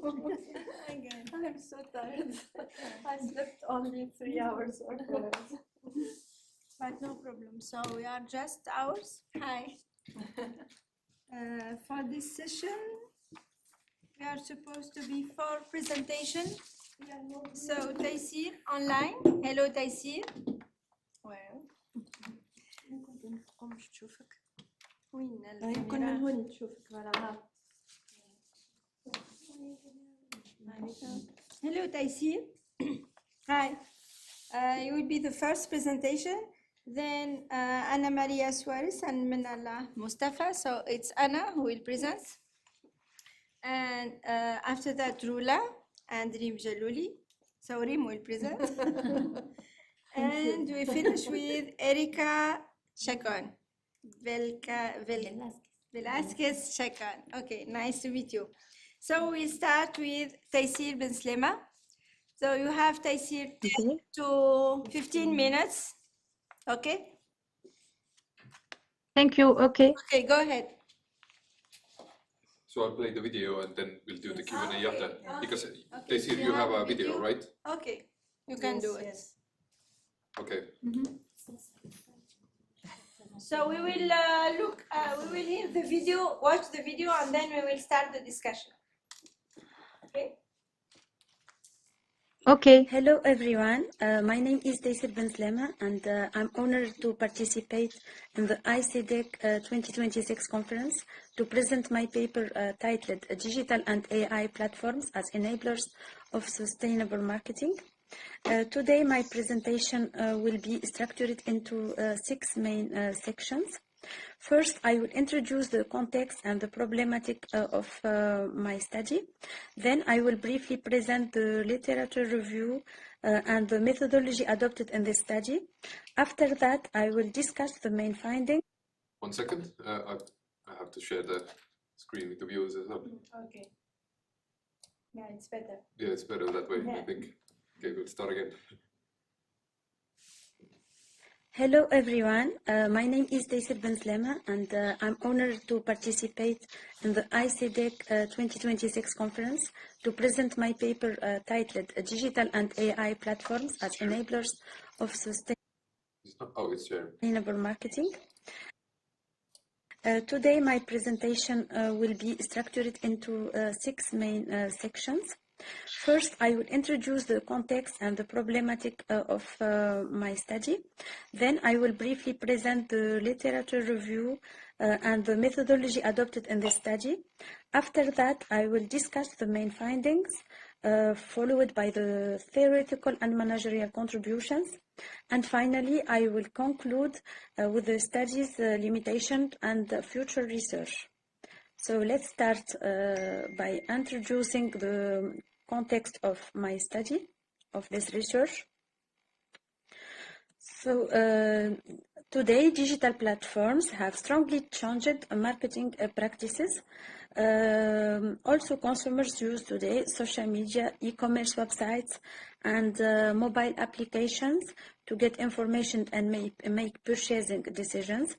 These platforms also encourage more sustainable behaviors. However, it's still unclear how each type of platform contributes to sustainable marketing and what benefits it offers to companies and consumers. So this study aims to address this issue. So the main objective of this study is to systematically analyze how digital platforms contribute to sustainability and marketing across 3 dimensions: environmental, social, and economic dimensions. To achieve this objective, we address 2 research questions. First, what are the distinctive characteristics and specific contributions of different categories of digital platforms to sustainable marketing? The second question is, how do various types of digital platforms shape sustainable marketing strategies and promote responsive consumer behavior?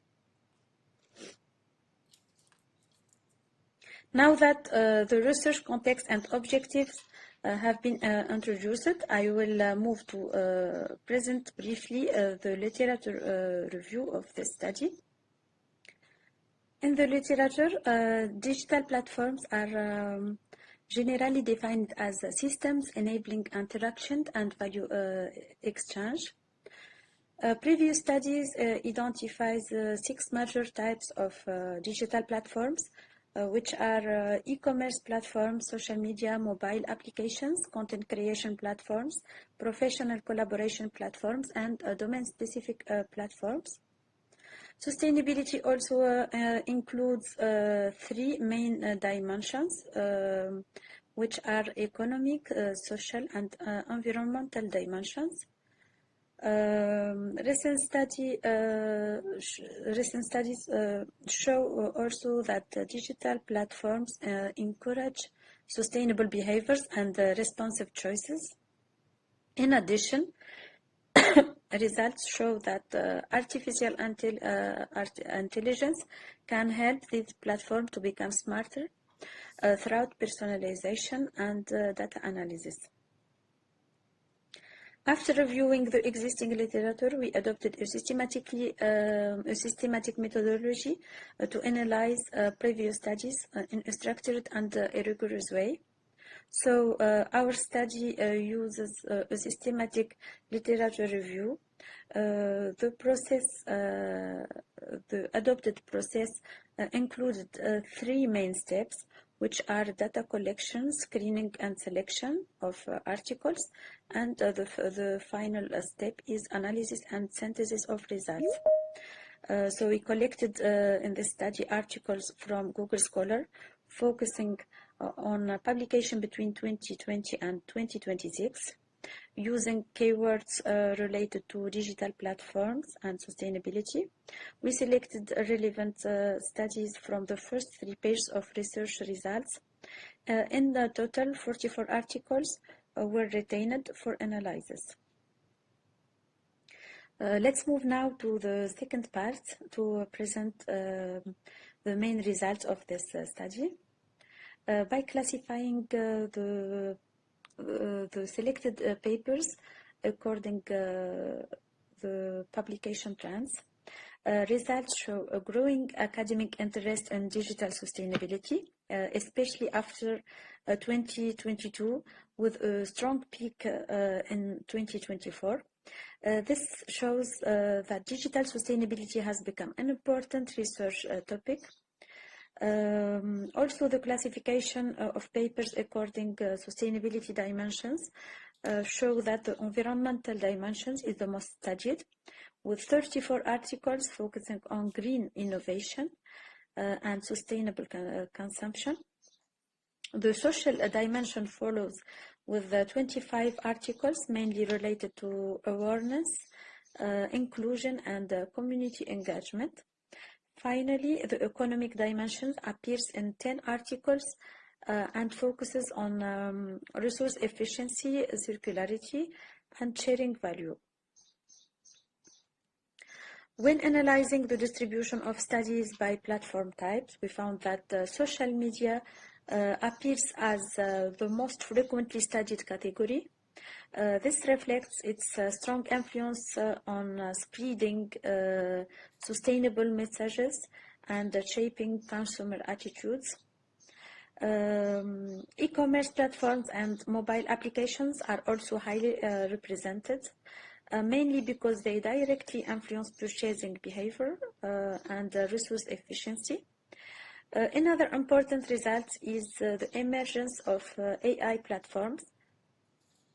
Even if only a few studies focus on them, they are becoming an important category because of their potential for personalization, optimization, and behavioral guidance. So the selected articles are organized by type of digital platform, highlighting how each category uniquely contributes to promoting sustainable practices and influencing responsible behaviors. For example, results showed that social media platforms are suitable to promote awareness, trust, and sustainable lifestyles. We also analyzed studies related to mobile application platforms and classified their contributions according to the 3 dimensions of sustainability. First, at the environmental level, mobile applications help reduce CO2 emissions, minimize food waste, and encourage more sustainable behaviors. Second, results show that regarding the social dimension, the use of mobile application platforms could promote responsible shopping, support social engagement, and encourage generational responsibility. Finally, at the economic level, mobile applications can help users and guide them toward efficient and sustainable purchasing decisions and help optimize also urban transportation costs. Overall, the findings here show that the mobile application platforms play a multidimensional role in sustainability by influencing users' daily behaviors and environmental, social, and economic aspects. Here, we also analyzed domain-specific platforms such as Uber, Airbnb, BlaBlaCar, Too Good To Go. These platforms, which can be defined as digital platforms focused on a particular sector or activity, such as transportation, tourism, or sustainable consumption.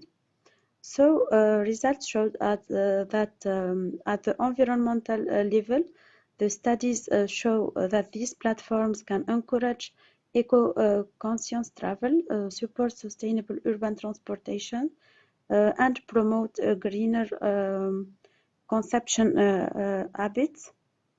From a social perspective, these platforms also can help users to identify sustainable products and services and encourage participation in social sustainability initiatives. At the economic level, domain-specific platforms facilitate resource sharing, reduce transportation costs, and support more sustainable economic practices. Overall, these findings can suggest that domain-specific platforms contribute to sustainability by addressing targeted needs within specific sectors while creating environmental, social, and economic value. Results also show that the use of e-commerce to support green logistics, transparency, and ethical purchasing is a suitable choice. The use of results also show that AI platforms can enhance sustainability through intelligent recommendations, resource optimization, and personalized sustainable experiences. So this figure can present our integrative framework, which summarizes how each digital platform contributes to the 3 sustainability dimensions. So to provide a comprehensive overview of our findings, our presented table can summarize how each type of digital platform contributes to environmental, social, and economical aspects of sustainability. Based on these findings, our study offers both theoretical and managerial contributions. From a theoretical perspective, our main contribution is the development of an integrative framework linking platform categories to sustainability dimensions. This helps structure fragmented literature and better conceptualize digital platforms as differentiated sustainability actors. From a managerial perspective, our findings suggest that firms should adopt a portfolio approach, combining several platform types to maximize sustainable value creation. This study also highlights the growing strategic importance of AI platforms for future sustainable marketing practices. To conclude, I will summarize the key insights, discuss the limitations, and suggest future research directions. So, in conclusion, the study shows that digital platforms play an important role in sustainable marketing. Each type of platform contributes differently to environmental, social, and economic sustainability. However, the study has some limitations because it's based on a manual qualitative review and only includes published articles from a limited period.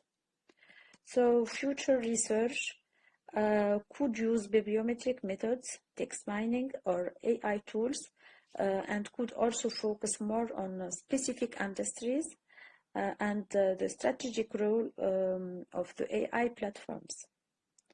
That's all. Thank you for your attention. Thank you. Thank you, Taysir. Thank you. So I will ask the audience, even if we are limited, if there are some questions. Yes, and yeah, yes. Hi, Taysir. So Hi. thank you for your presentation. When I Mm-hmm. saw the title of your paper, I thought, oh, interesting. But I'm imagining that the author will find so many papers about this. Yeah. And it seems that you haven't. 44 papers is not a big number. So my question is, were you expecting more papers? So this number, and also you have used Scholar, not Scopus or Web of Science. Yes, not Scopus or Web of Science. So was this also a strategy to enlarge your search?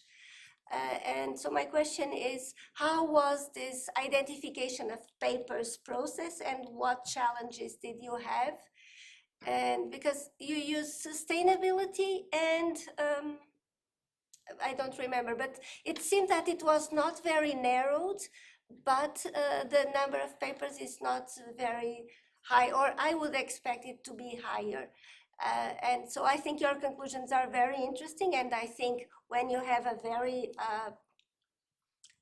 focused question, the number of papers, if you can say that, well, these are the papers that came up, I mean, and you are presenting your methodology, but I would like to hear you about how was the search process.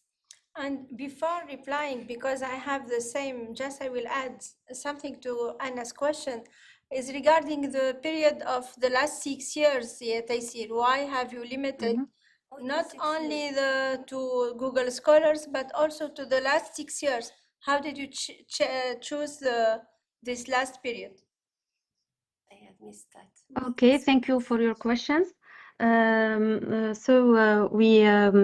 The main objective of our article is to present first contribution in this field and to propose an overview framework. So our objective was to select more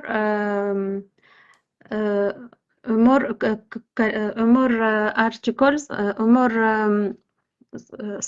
so to focus on the quality of the articles rather than the number of articles.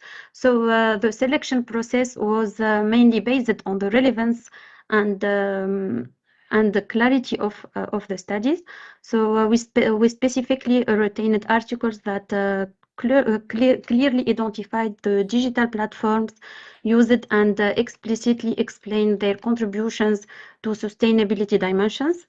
Many papers were excluded because they mentioned digitalization in a general way without providing sufficient detail about the platform type or its sustainability impact. We used Google Scholar because it provides broad multidisciplinary coverage and access to a wide range of highly cited academic publications, which helped us to ensure a comprehensive literature search. So therefore, we obtained in the final 44 articles. We consider that this number of articles is sufficient as a start in this field, but we intend to make this number larger in our future study.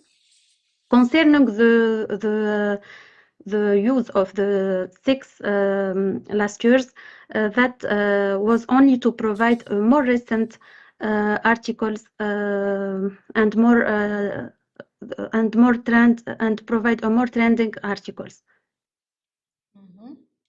That's all. Okay, thank you. I will have a question too. Before the question, if I can suggest that I think that for publication, they will accept more Web of Science or Scopus if the paper deals with comprehensive, systematic, or bibliometric analysis. Google Scholar is not a very credible source or sufficient source to rely on for a published paper, I think. Now my question, you stated as your first research question that you are interested to identify the characteristics of the digital platforms that can later enhance sustainable behavior, right? I hear Yes. but later I didn't find in your findings something that relate to the characteristics of these digital platforms.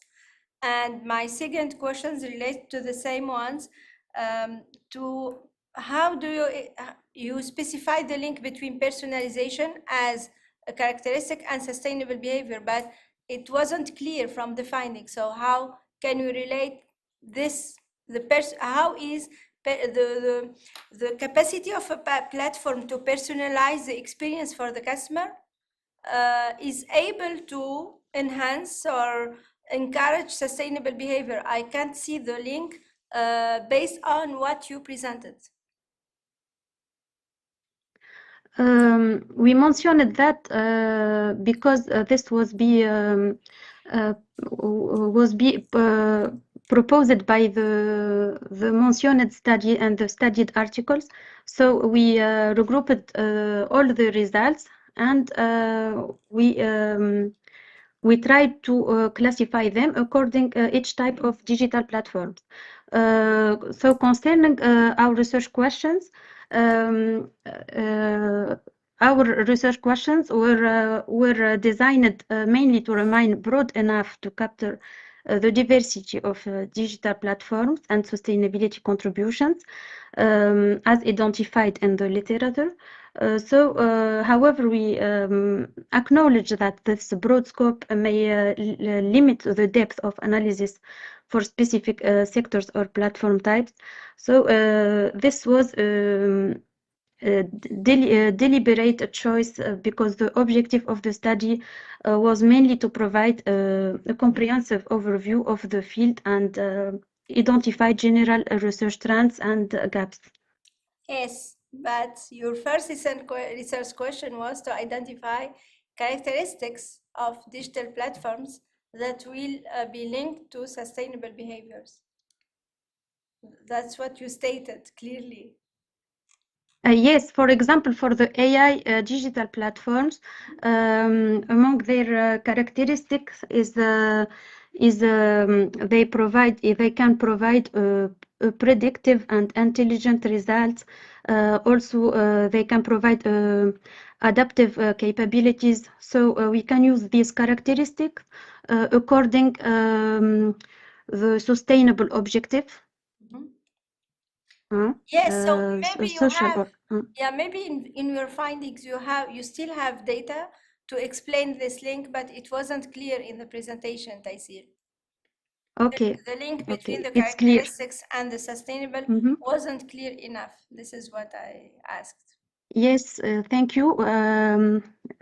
This is a useful remark. I will try to correct that in my future study, inshallah. Okay, thank you.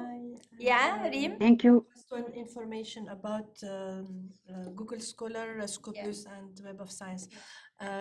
In our last submission to GTD journal, we had this remark, and we searched for an argument, and we found an article that studies the percentage of papers found with Google Scholar and when searching Web of Science and Scopus, and he found I think 99% or so. This was the argument that justify the use of Google Scholar, which can collect papers from Scopus and Web of Science and other editors. So we can use this reference. OS is. Hi. Yeah, she's agreeing. That's why yeah. Yes, Yeah, that's the point. I was co-author or- sorry for interrupting you guys, but I was like Yeah. I was like agreeing with Madame Reem, and I wanted just to make a small intervention about this detail. Maybe like it's related to some constraints in collecting data in Tunisia here. Like we don't have the full access to other platforms, so that's why mainly we use Google Scholars. I don't know whether Madame Reem. I think all universities in Tunisia give access through API, or yeah, so you can access either at the faculty or even in your home with some I don't know. VPN? Yeah, VPN, with exactly. VPN, Through yeah. VPN, exactly. I believe what Taysir meant is that Google Scholar is reliable, however, not comprehensive to rely solely on it for research collection of sources. So it's always good to complement it with a larger source like Web of Science or The contrary. I think Web of Science. I'm sorry, what yeah. Dr. Mariam said. I'm sorry. Yeah. Yes, I got mixed up with the names. I'm sorry. Yes. No problem. But Google Scholar, with Google Scholar, we have 99, I think, % of results because we have included Input from Scopus input and from from, Scopus, Web of Science, and other editors like Emerald, for example, Taylor and Francis, etc. So this is why with in the other paper we use the Google Scholar because we have more editors. Okay. This is why The we use issue now is if you want to complete the work with bibliometrics, and then I think bibliometrics software is able to import only research files from Web of Science or Scopus, but not Google Scholar. At my what I know, I should check. Okay. Yeah. I think if we use Google Scholar, the idea is to have statistics about the quality of publication. True. Because sometimes we have conferences, books, not indexed books, etc. Because we can add on Google Scholar even, for example, a personal work, a working paper, etc. So we should well select also the quality of the papers when using Google Scholar. Yeah. Number of citations, Yeah. the correct Quarterly, DOI, the quarterly, yes, absolutely. But if you have if this reference if you have a good reference supporting this decision, yeah, I have the reference. I would also I would say it's like accepted practice that you should use one or the other or both, but in practice, Scopus. Yes. I do the search in Web of Science, but I then go to Scopus and to Scholar, and I Google always Scholar. find something else. Yeah, because there are other But editors. it's just accepted practice. Yeah. So Yeah. I will send to you the reference because we searched for this reference and we sent it to the editor of the journal as an argument. Okay. Thank you. Thank you so much, Taysir and Ons. Thank you. And Manel for attending even virtually with us. Thank you so much. Yeah. So now we have our second presentation. They can stay to follow the session. They can stay. Yeah. Okay. Keep it on. Okay. Okay. Thank you. So what is the best setting now for? He has already. You don't need you. No, I don't. I just for comfort. Psychological comfort. And I'll give you a pointer as well, and then you can click. And okay, now we move to our second presentation. Research prepared by Minatullah Mustafa and Ana Maria Suarez from University of Teams is going on. They can hear. They can see. Yeah. Thank you. okay, so thank you very much. Now I'm really sad that I did not know that Mena maybe could participate online. Yeah. She also registered, and it would be much better if she could present for many reasons. If she could present her own paper Next time. Next time. Yeah. So our paper is termed "Too Close for Comfort." Actually, this was a question. With Too close for comfort? Too close for comfort. We lost the question mark somewhere, but it was initially a question. Too close for comfort, an experimental design study of online behavioral advertising. So this concept of this is the outline of our presentation, just the regular presentation. This concept of online behavioral advertising, so thinking back, more recently, we would probably use targeted advertising. Some authors use it as similar to targeted advertising. Online behavioral advertising for some authors is a subset of targeted advertising. But online behavioral advertising, so that's the topic we started with. And of course, we know how important advertising is for companies, and we know how recently we have all these technological advancements that allow companies to know more about consumers and engage with them based on what they already know about them. So companies can identify consumers, they know more about their interests. So to some extent, they can anticipate what their behavior. So by tracking personal data, such as the content they have viewed, the websites they have used, etc. So online behavioral advertising is using all this information about the navigation history of consumers to target advertising. And so this work was the PhD of Mena. She has already finished. She was done. The topic itself and even concluding the work was done before AI. So we do not have AI showing here because also I would have liked to have this paper presented last year, at least last year, but well, that's life. So personalization is a key aspect here. Is a cornerstone for this topic and for and even more today, but already for this issue for personalization. So this leads to tailoring, adapting, customizing the advertising to consumers. But at the same time, it really raises these issues of intrusiveness, so privacy concerns from consumers.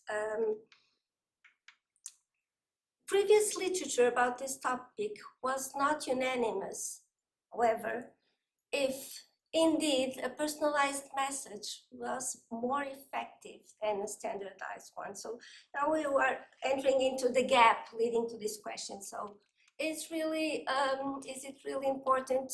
What is the impact of personalization in the output? There was also some scarcity, not a lot of studies about addressing how different consumer characteristics impact consumers' outcomes, privacy concerns, choices, etc.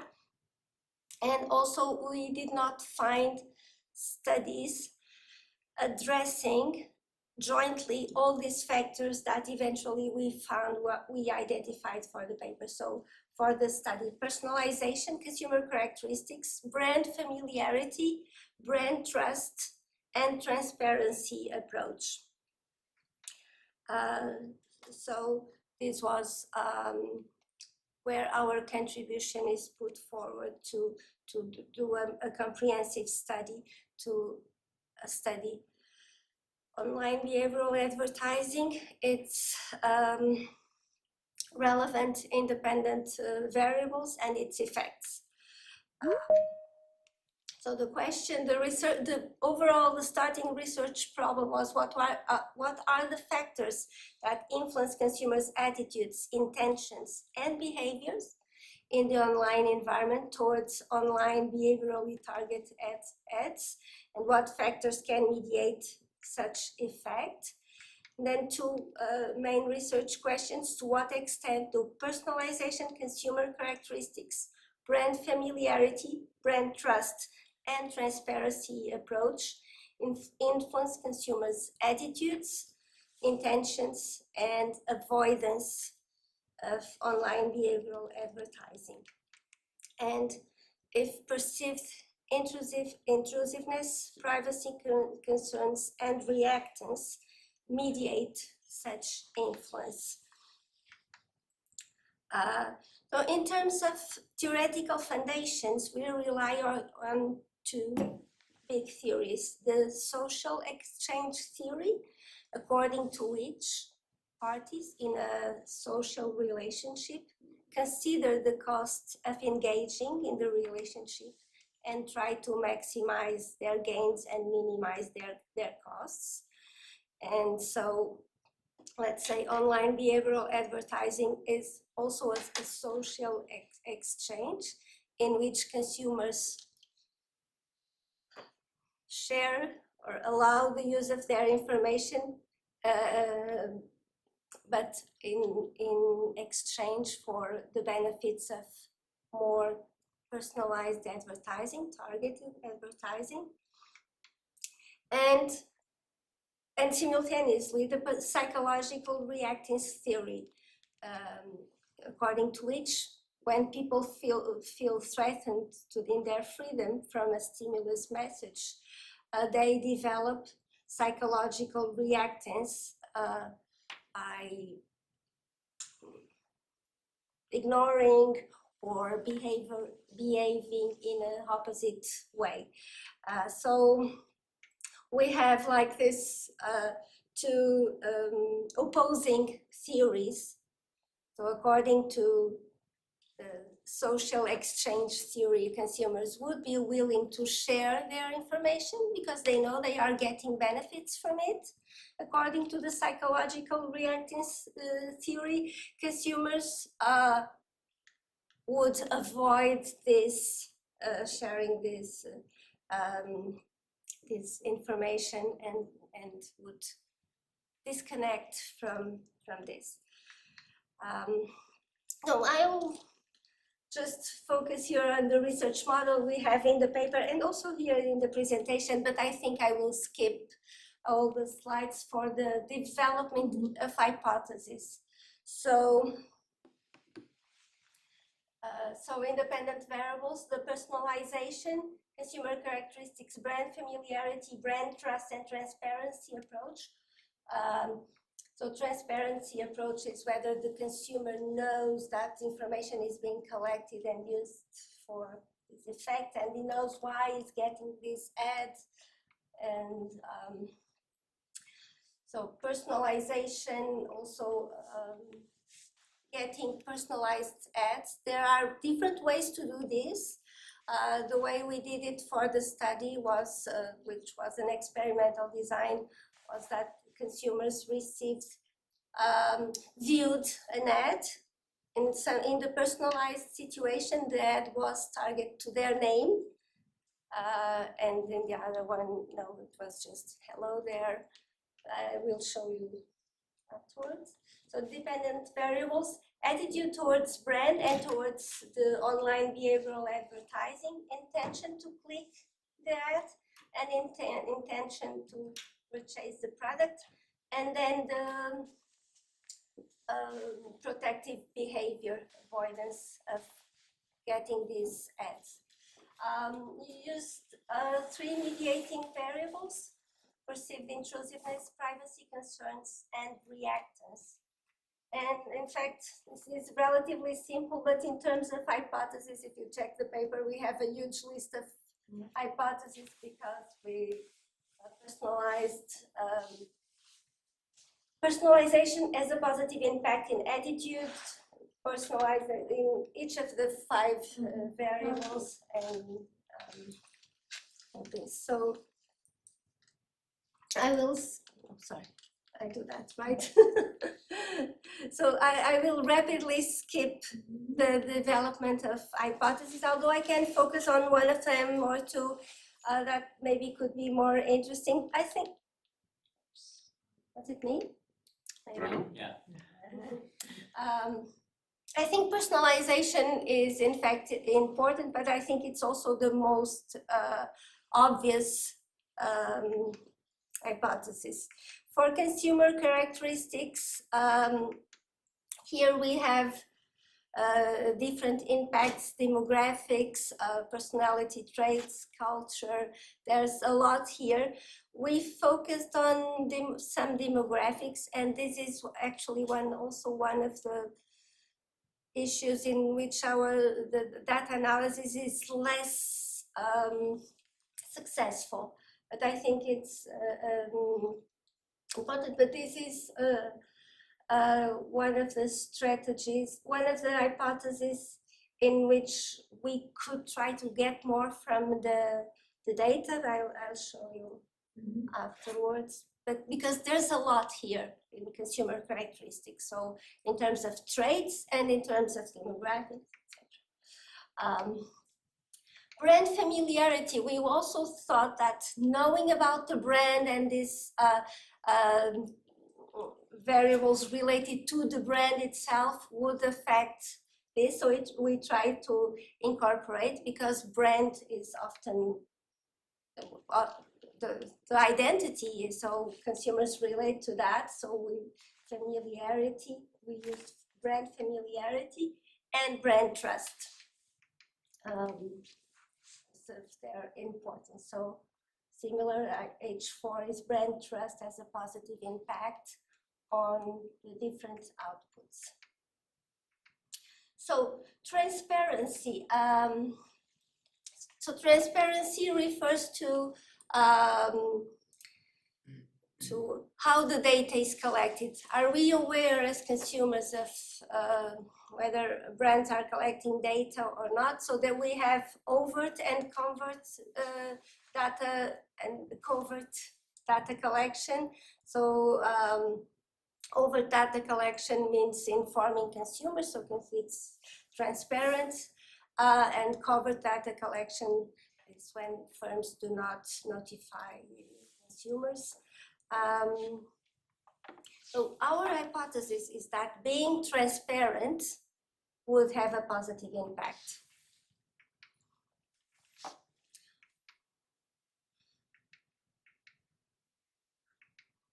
So perceives the intrusiveness as this reaction to ads. This was used as a mediator, similar with privacy concerns.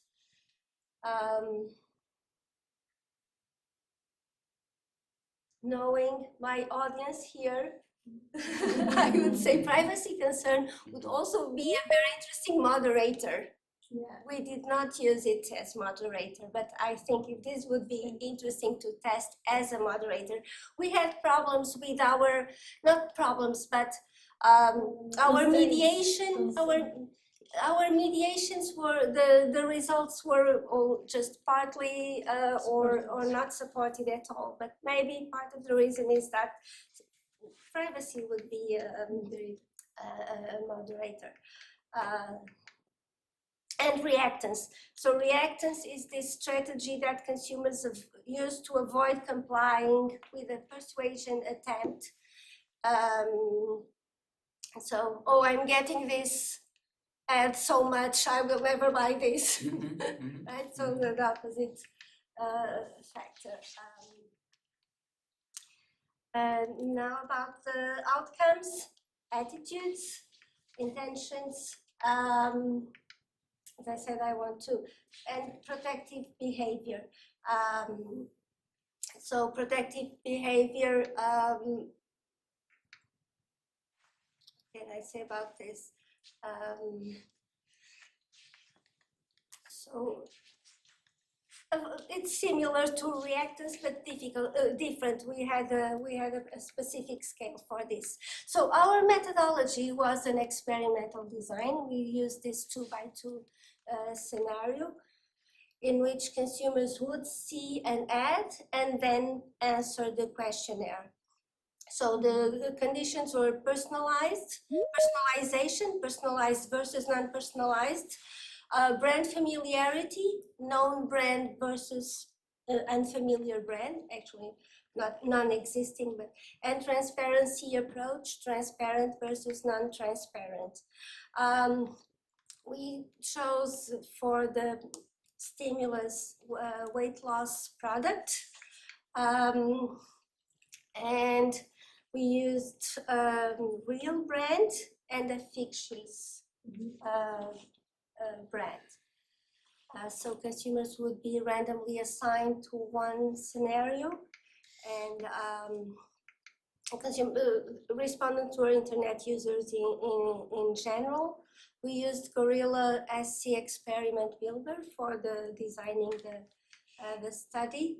It validated scales and collected a total of 487 valid responses and used SPSS and PLS, SAM and Smart PLS. So we started by doing some manipulation checks to see if consumers really, if there were differences between the personalization scenario, and we thought it was successful for the personalization and for brand familiarity. Regarding transparency, so there was a question.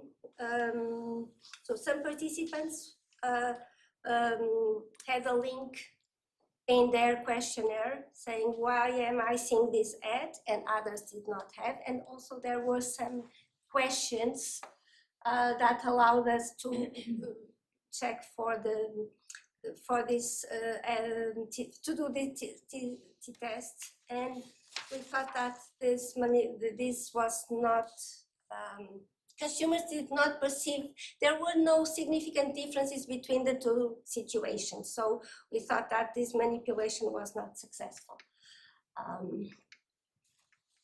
So we assessed the measurement models, reliability, validity, all these issues, and we have the statistics. This followed the standard practices. And for the results, I just have here the summary. So in terms of personalization, yes, it had this positive impact on all the outcomes. Attitude towards the brand, attitudes towards the ad, intention to click in the ad, and to purchase the product, and consumers' protective behavior. The same for consumer characteristics. For the hypothesis, the specific indicators that we had. Same for brand familiarity. So in general, for these direct hypotheses, for the general hypothesis, except for transparency, our hypotheses were supported. They were not supported for being transparent about. So if consumers knowing, why am I seeing this ad? This can be related to the fact that, as I said before, the manipulation here, the results were not significantly different. That's one of the possible explanations. But also this goes in line with previous studies that were not unanimous in terms of consumers understanding this or valuing this, etc. For the mediating hypothesis, also this is a lot of hypotheses, and in general, we either found just limited support for some of the sub-hypotheses or no mediation effect. For transparency approach, we did not find, so none of the factors mediated the impact of transparency. So it did not have a direct impact, and it did not have mediated impact. Perceived intrusiveness partially mediated the effect of independent variables on the outcomes, but there was no mediation effect between independent variables and the intention to purchase the product. So bottom line, so it had an impact, but not in the intention to purchase the product. Privacy concerns, no mediation between, in what concerns protective behavior, no mediation regarding consumer characteristics, brand trust, brand familiarity. And so we only had partial mediation in terms of privacy concerns, and the rest, a lot of variables. So, and reactance, also no mediation. So just one of the sub-hypotheses was we found mediation. So we have more details in the paper, but in general, the main issue is, yes, personalization is important, consumer characteristics also, but this puzzling results in terms of the transparency approach. We think that in general, this in fact contributes to understanding the concept of online behavioral advertising. And it's interesting to look at these results in light of these two theories. As I said, this was not studied before. Also, the protective behavior against online behavioral advertising is also one focus that was developed in our work. And in practice, we have, for practical implications, we have some implications for marketing professionals. This was done in Egypt. Oh, not, I did not mention that. So for Egyptian consumers, personalization results show that is an important aspect. So personalization and informativeness show this positive impact. It seems also to lower the avoidance when navigating online. We also found that in general, this type of advertising works better for a familiar brand rather for an unfamiliar brand. So brand familiarity, and comparing the results for familiar brands and non-familiar brands also. Also, it works better for familiar brands. But then if the brand is familiar, if there is familiarity with the brand, it will also already be recognized by the consumer, so we can also question that. Consumer characteristics are also important. Trust, but we look at trust in the brand, not, and trust there's so much more, not in the process. Actually, transparency is also related to trust in the process, but we just looked at transparency. Transparency could work better to increase trust for unfamiliar brands, but since transparency is often not understood or misunderstood by customers, business should work to better explain their gathering approaches to online consumers. I think that this issue of transparency will also, more recently, I would say probably consumers more attentive to that, more interested in that. As I said, this was prior to AI, so I think all these issues have become more relevant, are growing in terms of concern for consumers. Okay. There's a number of limitations here. So we used one element to manipulate the personalization variable, which was using the name. So we could use other ways to personalize these elements. For example, personalize in terms of the profile of the consumer, its personality or something. These will or more information, like since you visit this website, we think you could be interested in this, or other ways. Be more creative in identifying the target audience, so other options to personalize or tastes, things like this. The second issue is the type of product we used, weight loss. Our rationale was to make it a relevant product, and it's not relevant for everyone, right? So this was a topic that was also a bit questioned, for example, in the presentation of the work. So use other types of products, be also interesting. We use some consumer characteristics, but not from a cross-cultural perspective. So that would also be important. The fourth, and actually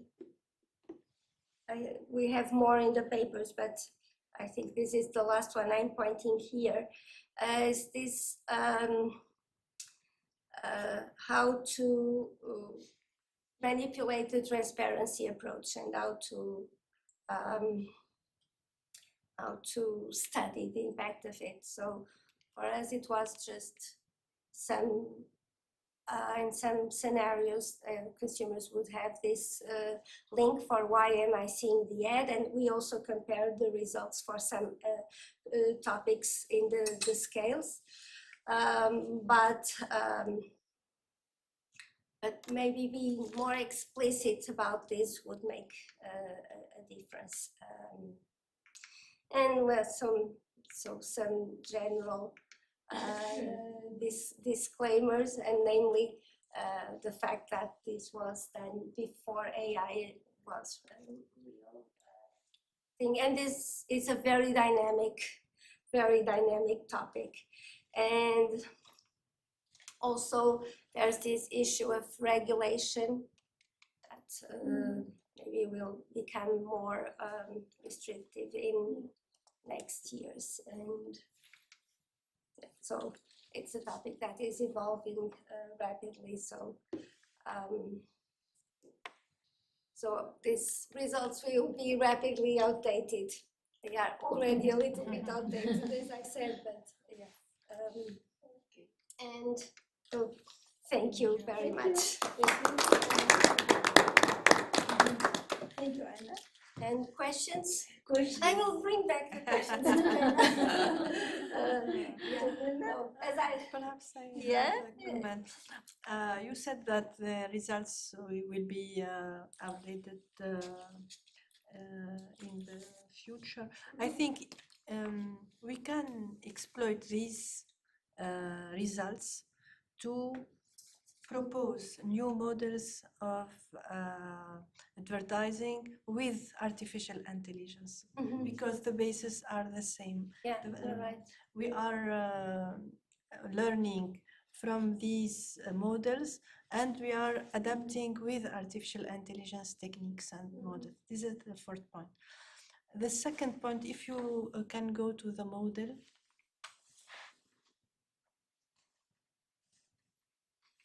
You think you can go directly there? Yep. We're going slide by slide because there's. It's the same thing. I'll try my best. I thought we could see this view that we can go directly to the slides. No, we have. Yeah. First remark, I think there are a big number of variables, and you said that. Yeah. And the second remark is about the blocks here, for example, dependent variable. We put them on the same column, but I think, for example, the attitude will have an impact on the intention. Yes. So we can have really 4 or 5 layers, and this will perhaps help to understand better the dynamics between these variables. You're right. Because when we have these variables in the same block, it is like we have one concept and some variables or sub-variables. I think with these results, we can go further and propose perhaps another model with less variables, but with more perhaps relationships that were confirmed here, yes, and that will facilitate the storytelling. Yeah, exactly. Because here's too much information.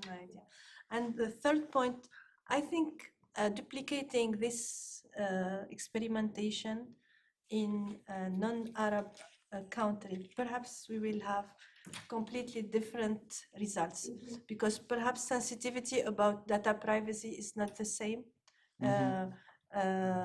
based on the culture of the country. I think we could have insights when comparing different cultures and contexts. And, You have two laboratories, Peru and Mexico. Yes. Once we can continue this, I know that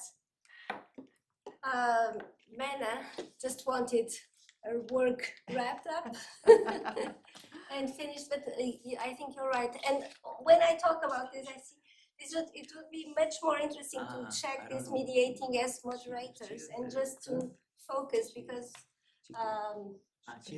attitude and leading to intention.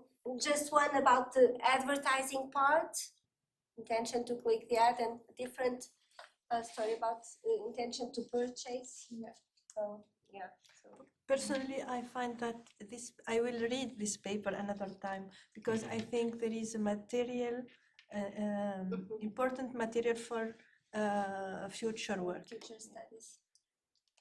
That would be great. Other question? Just a comment. Yeah.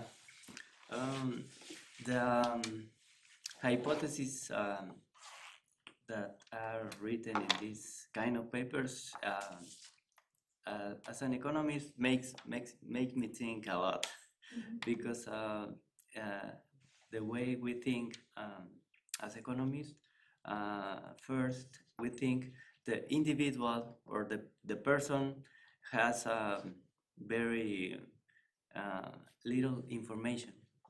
They have little information. They have invaded now, so he has his decisions are biased for the information, a lot of information, especially in websites. So I think maybe it makes me think a lot, yeah, how to deal with this kind of topics, but at the same time to propose to a doctor in my department of economics who deals with this type of topics to analyze and maybe to work because he is a specialist in psychology and economics and microeconomics and all that. So I think it would be interesting to work some. Because economists, you have the broader vision, and we look at different scale. I remember a couple of years ago, a colleague of mine from the economics department was commenting on it. It was just a master thesis, and he said, "Well, you know, they have these models. They test these models, like." And he was referring to like using structural equation analysis, and he said it like with this: "They test this, you know, these models that the marketing people." And you know, it's. But we focus on the more micro scale. Yeah, you're right. they reveal very interesting to things. have Yeah, multi-disciplinary. Yeah, maybe. Yeah, that's it. Thank you. Okay. Your question? Can I? Ana Maria. So, my first one, I really like the gap, how it was introduced, and the fight between two theories that go in opposite direction. So at the conclusion now, which theory is validated? Social exchange theory or psychological reactance theory? Because, and here you're right, if we treat them as moderator, we can say in this situation, this is the theory that should be applied or that would be valid in this situation. And under these conditions, the other theory will be validated. But I don't know, up to now, right now, which theory was validated? Or how did you resolve this fight between theories? This part, Actually, I don't remember what we concluded about that. I mean, what was in the discussion and conclusion about that? So we've seen that personalization has a positive impact in the outcome. So, and personalization requires social exchange theory. And we had this mixed results in terms of the transparency and the reactance issues. So yeah, but it's a good. It should be stressed in the conclusions, right? Yeah. Since it has been outlined as again. The other one is more comment maybe for the audience or you, since you have mentioned it. When we choose, I think, when we choose a product category, in order to avoid the conclusion by saying it depends and now we should extend to other, I think, in my opinion, it's always interesting to add a question regarding the interest, the degree of interest in that product category. And it will help us to subdivide later the sample variable and to test whether the results remain the same, whatever the level of interest, just to neutralize the effect of the product category. I think by this way, by adding just one question, it can help increase the external validity. Yeah. Because here you are right. You don't know if it still holds. You don't know their interest in this category, so you question yourself whether the findings will change if we change the product category. So I'm thinking of another project in which in that case it's better to add this question. It will help you to test it, to test whether the whole sample has the same interest category, or to do the analysis at the two different levels of interest categories maybe. Okay, thank you. Or just to control. In that way, you will analyze only those that have some degree of interest. In that way, you are sure that the whole sample is homogeneous and it will increase the external validity of the testing. Yeah. Thank you. Okay, thank you. Thank you so much. Our third presentation, Rula Jabadou and Reem Jalouli. Yeah, go ahead. Are you going, Reem? I will listen. Honestly, she prepared the presentation. Not like in our case. We prepared all the work. I contributed in the paper, but not in the presentation. So one is 15 slides. Yes, 14 slides. Rula, you will have 15 minutes. I have maximum. 14. I have 14 slides. 50, okay. So okay, I hope it's good. We will have 1 minute. You have 14 minutes. Good afternoon, everyone, again. I'm so happy and so honored for the second time today to be able to present the second paper for the ICDEc that is co-authored with my dearest professor and mentor, Professor Reem Jalouli. This paper comes as a continuation of many years of collaboration around CRM systems for at least 6 years now. So if all goes well, this is going to be our 6th publication concerning CRM systems. So we had to come up with something really very innovative in order to differentiate, let's say, this paper from the remainder of our previous papers. And this is where the challenge was, basically. Other than that, it was only a matter of, keeping up with the updates. What's beautiful really about research when we are in such a domain is that it keeps on evolving. And what's really important is that we keep up with the updates.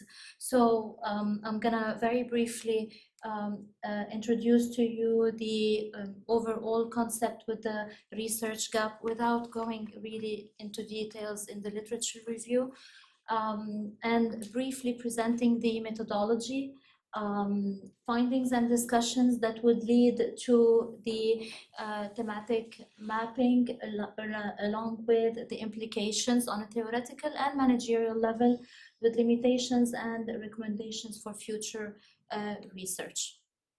So as we have discussed earlier, CRM landscape is a series of evolutions. We started with the CRM focus that has evolved from operational efficiency like a few years ago, and then it moved on forward to a more complex and data-driven analytical insight. Now, we've been focused for a very long time on the data analytics part, and then came AI, the introduction of artificial intelligence and integration of artificial intelligence that imposed a certain personalization in the CRM world, and in order to customize customer experiences. So a big challenge was faced by mainly everybody who integrated AI, was to ensure that the AI leverage introduces new ethical and security concerns. We have security risks and data privacy.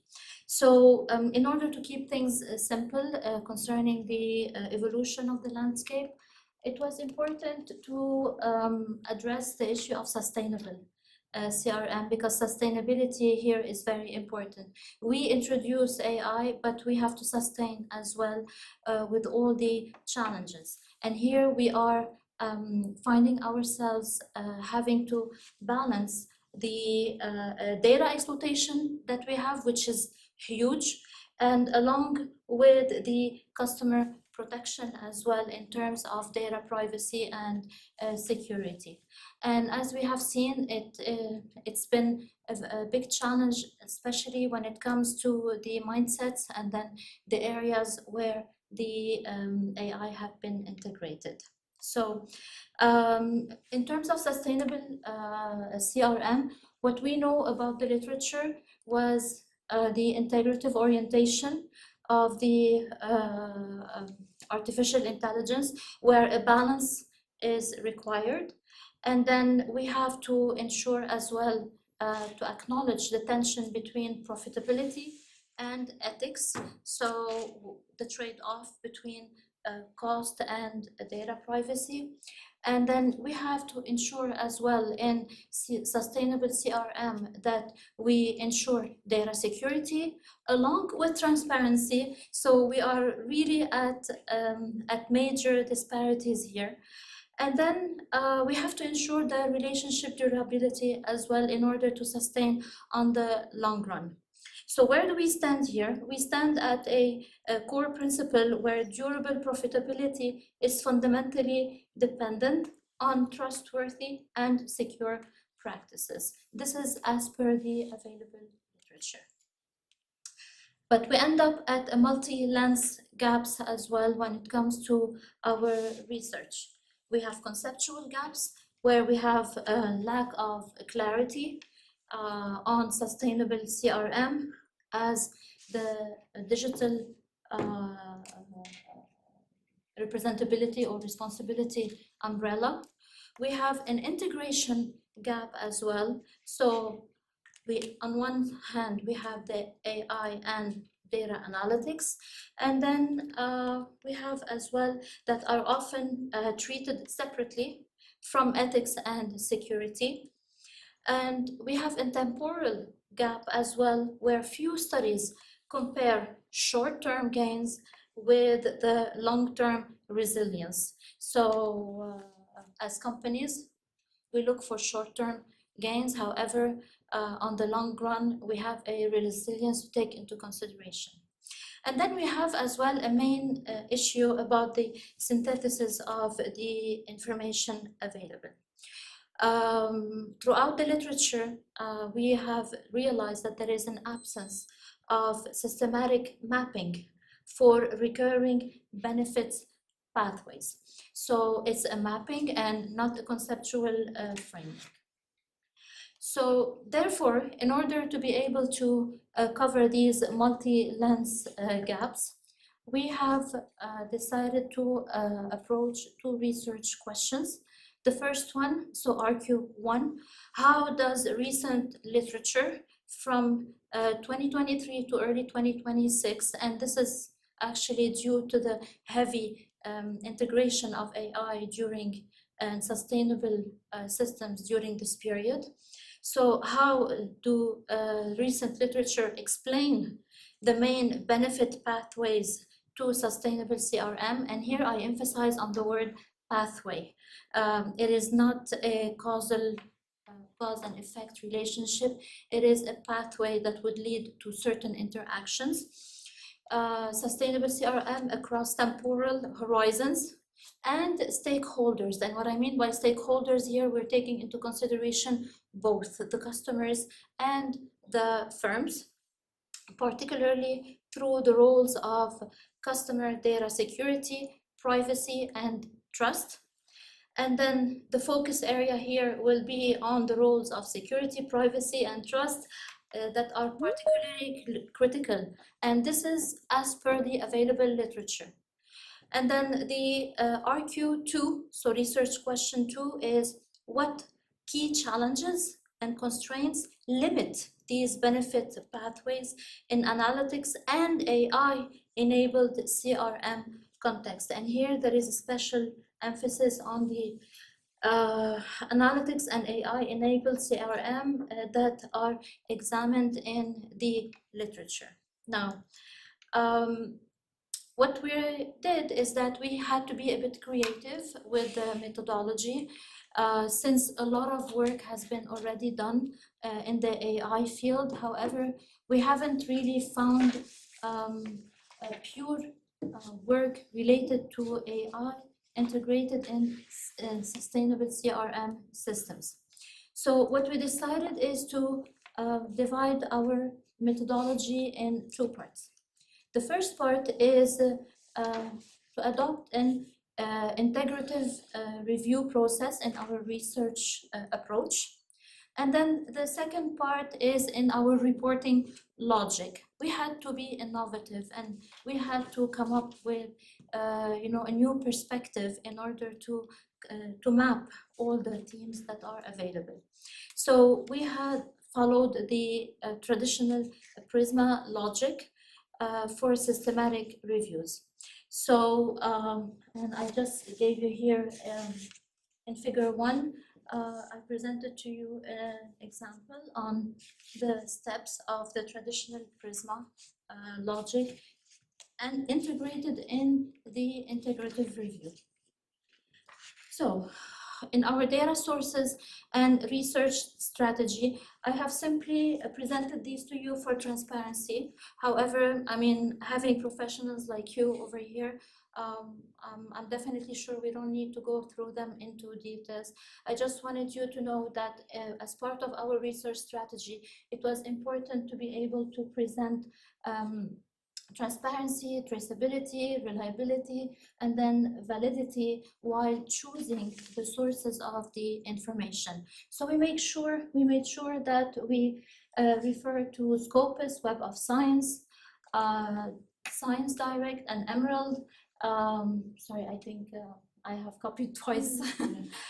One of the sources, Springer Link and IEEE Explorer, ACM Digital Library, and then the search clusters and search clusters here that included CRM, responsibility, security, privacy, and outcomes. And these search clusters were only here to complete the other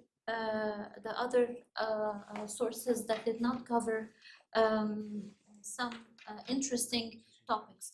Now, we are dealing with AI here. We have to think outside of the box, and the traditional search engines, if they were used, they were supported by new sources as well in order to promote something new. If you notice, we have in our inclusion and exclusion criteria, we have focused on a time frame of 2023 sorry, to early 2026, and this is based on the search executed, where we found out that most of the work was about AI was done at that time. We made sure that the publication types were all peer-reviewed and then Scopus indexed, you know, as per the traditional approach. The language, the topic relevance, the outcome relevance, and then the data availability as well was ensured. We excluded all the papers that did not fit into these categories. As well, I have used, in order to do the search, the Boolean approach. So in order to use a correct coding while collecting the sources. Prisma selection. So we started with 377 papers and then eventually ended up with 202 retained papers. So we had this theme distribution about sustainable, responsible CRM value, trust, satisfaction, and loyalty outcomes, analytics and AI-enabled decision, quality, security, confidentiality and risk, privacy protection, and data governance, and then other CRM benefits, and then only one paper about technology adoption and readiness throughout this. So, however, all of them were conforming to the expected source quality. So, the results ended up being summarized into this table that would map our discussion and our analysis, and that would be considered the main contribution and added value of our CRM search and research throughout the years. I mean, we have benefits, we have a clustered challenge, and then we have the dominant governance challenges. So, and then we have the short-term effects and then the long-term effects, whether for customers and for firms. So we were doing the analysis based on a parallel short-term, long-term firms and customers, taking into consideration the benefits and how these relationships interact together, and about the perceived outcomes as well. So it's quite extensive. These are only themes, these are only, let's say, effects. However, these are not measurement scales. So at a later stage, we absolutely must take this comprehensive mapping of sustainable CRM benefits and challenges and look at these pathways, okay, and then eventually try to divide this into a few conceptual frameworks later on, maybe customers alone, or we will see on how things evolve depending on the data sources that we have. And definitely the beauty of this is that we can conduct a series of search for later on, not only with customers, but with firms, short-term effects, long-term effects, statistical analysis. It could be qualitative, quantitative, so the sky is the limit. So we are not done with CRM yet. We still have a long way to go. Now that we thought that we're done, we're not yet there yet. So that's it in terms of theoretical advancement. We still need to advance theoretically. We still have lots of work to do. In terms of ethics, this is a requirement. I mean, ethical considerations are a must. A practical roadmap definitely for managers. I mean, managers, they would simply have to use this this mapping, look at the benefits, look at the challenges, and then they can eventually have a pathway, let's say, towards their short-term and then long-term contributions. And next step definitely is a model transition, whether on a customer level or on a firm level. I'm done for today. Thank you. And Okay, I am thank you. ready for your. I'm ready for your remarks and questions definitely, and I can't wait to receive some feedback. I've been working so much on this that we've been working so much on this that we can't see anymore the outcome. So I'm looking forward. Thank you. Comments? Two questions. Yeah. Yes. First of all, tell me, doing systematic literature review is such a demanding work, so much work. So first question, how can you do it two simultaneously? How can you presenting two of them, because it's so much work. That was a challenge. One of them is also with the co-author. Definitely, when you have a mentor like Professor Reem, the sky is the limit. So I owe her big credit for that.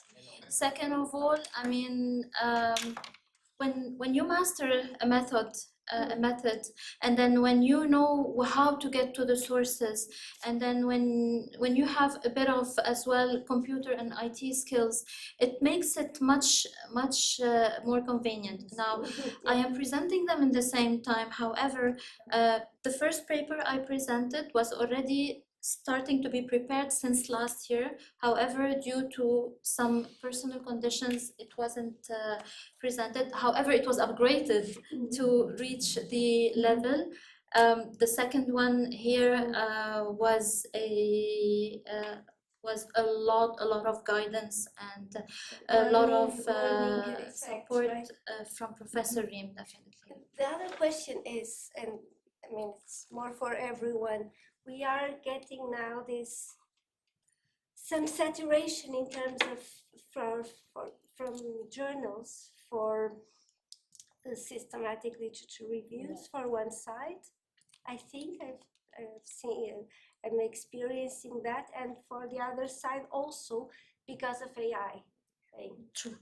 And I have a student working on systematic literature review, and he's using a lot AI, and based on a paper on how to use best practices to use AI and to report these practices and transparently. And so for one side, we have AI leading to more negative attitudes towards, in terms of chances of publication.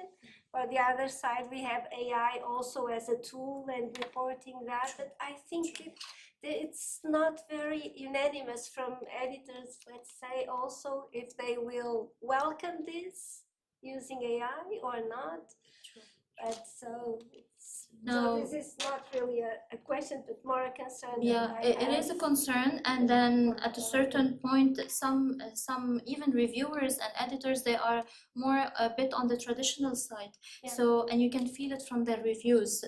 Definitely, they still prefer, the traditional thing. However, we must acknowledge as well the fact that we are in an era where AI became part of it.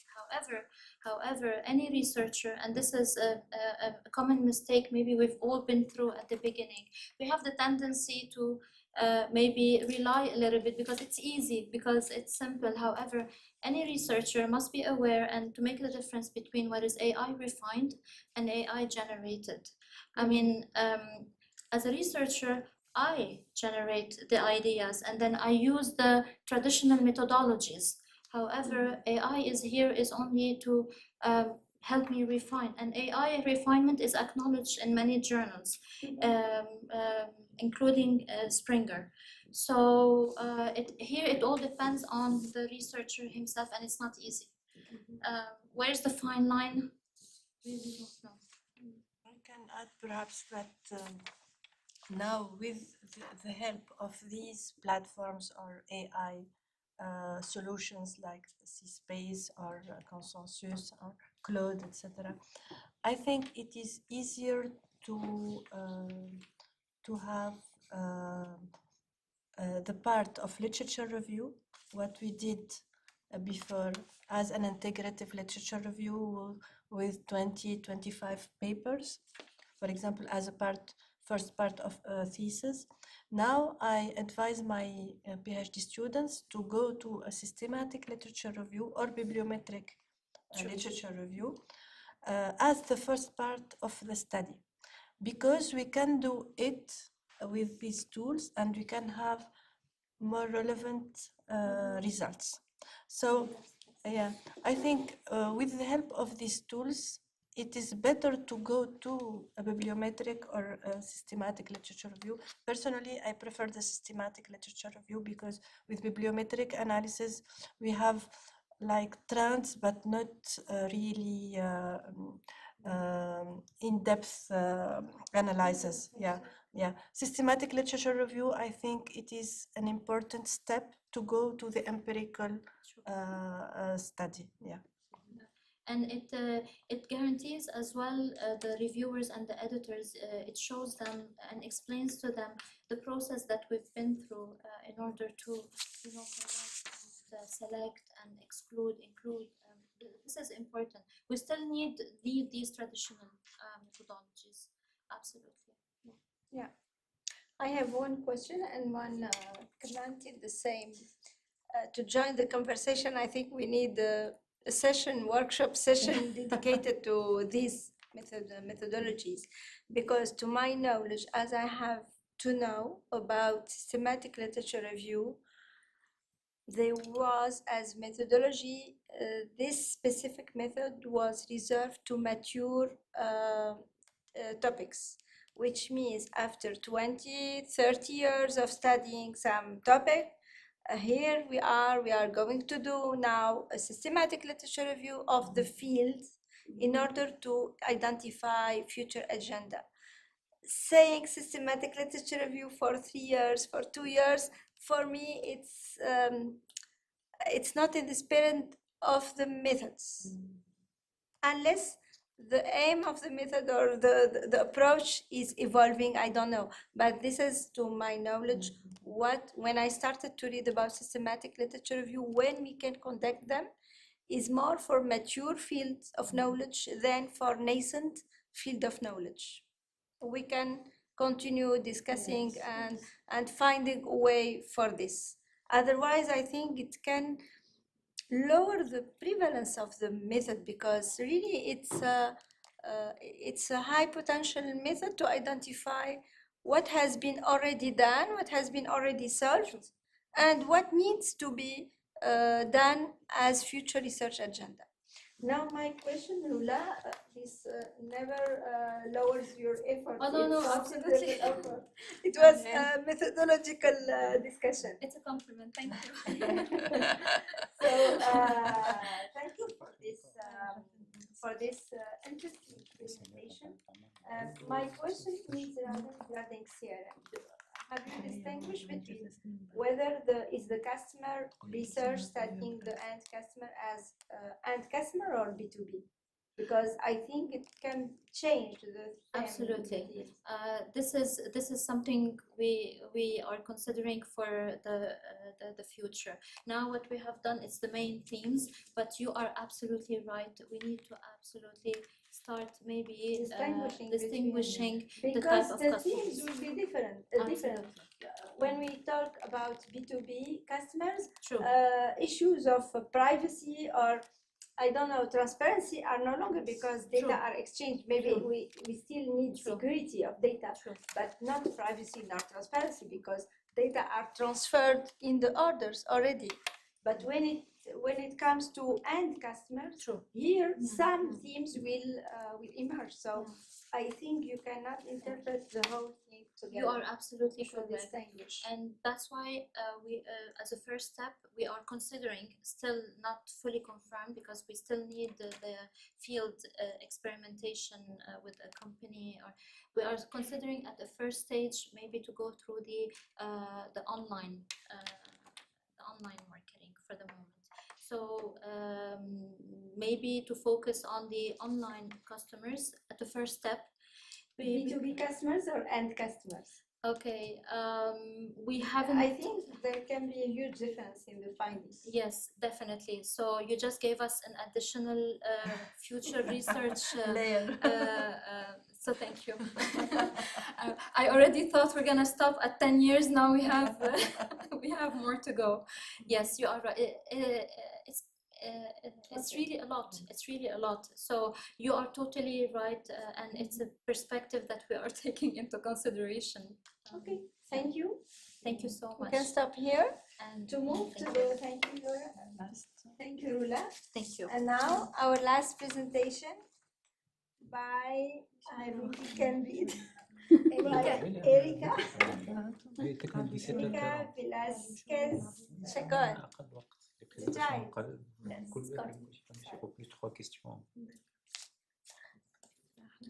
Buena suerte. Thank you.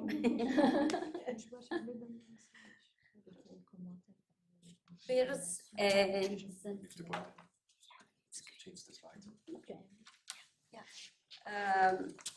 my English is not as good, excuse me, but we have three Spanish. We can understand. Thank you. Can we go with Spanish? But it's in English. So if you can switch, no problem. Okay. Good morning, everyone. My name is Erika Velasquez-Chacon. I am a research professor at the University Nacional San Agustín of Arequipa, Peru. I will present our research about the interrelation between circular economic practice and digital technologies in the manufacturing sector in Arequipa, Peru.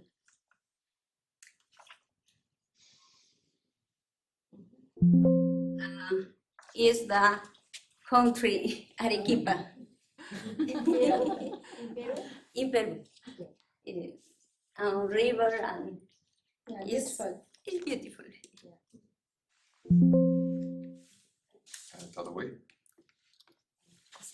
And what is the capital of Peru? The capital? The capital is Lima. Lima. Yeah. Lima. It's the second country. Okay. The second largest city Yes. in Peru. Mm. The circular imperative in Latin America. The liner model extract, manufacturing, dispose. But now the circular economy opportunity transforming recovery. Is in Latin America, the transition toward circular economy is still developing. Many companies continue using traditional linear models based in extract, manufacture, and dispose. Also, Peru has introduced environmental regulations. Many manufacturing companies still face important barriers such as limited digital capabilities, high investment costs, and lack of technological infrastructure. This creates a gap between sustainability goals and real industrial implementation. digital enable dynamic capabilities. Thinking, seizing, transforming. Our theoretical framework is based on dynamic capabilities theory. We propose that digital technologies do not directly create circular right in this. They help companies develop capabilities, identify opportunities, reorganize resources, and transform our product systems. The methodology and research design quantitative approach, not experimental, cross-sectional design, objective exam, predictive structural relationship, data collection, structured surveys of manufacturing executives, measuring 2 domains, circular economy practice, 28 items, and technology digital adoption, 24 items. Analytical framework, partial-less square structural equation modeling, PLS-SEM, to establish statically supported associations rather than causal effects. And statistical power, power a priori, G-power analysis require a minimum of N153 for adequate statistical power. And in total, persons, 253. Okay.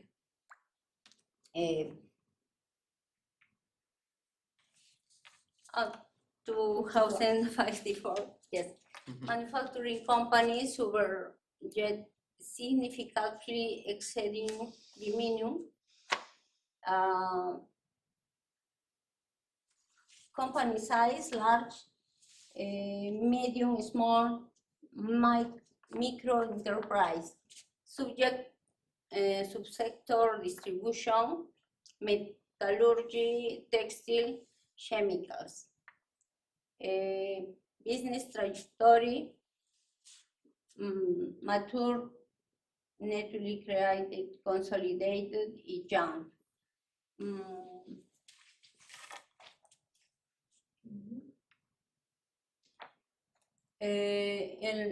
The model PLS-SEM, circular economy practice instrument, refined from 27 to 20 items via exploratory factor analysis, metric, KMO, variance explained, resulting constructs, recover and recycle, and reuse, recondition, and repair, reduce, and redo.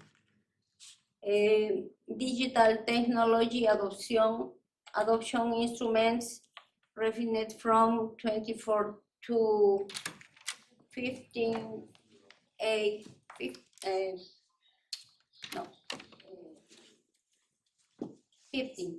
items via EFA, metrics, variance, explain, resulting construct,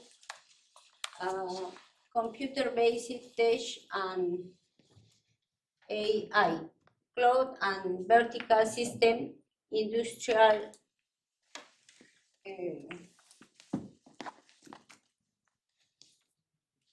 automation. Descriptive result the implementation gap in circular economy. Arequipa's manufacturing transition relies heavily on end of pipe waste management recycling rather than portion system reducing or high value life cycle extension.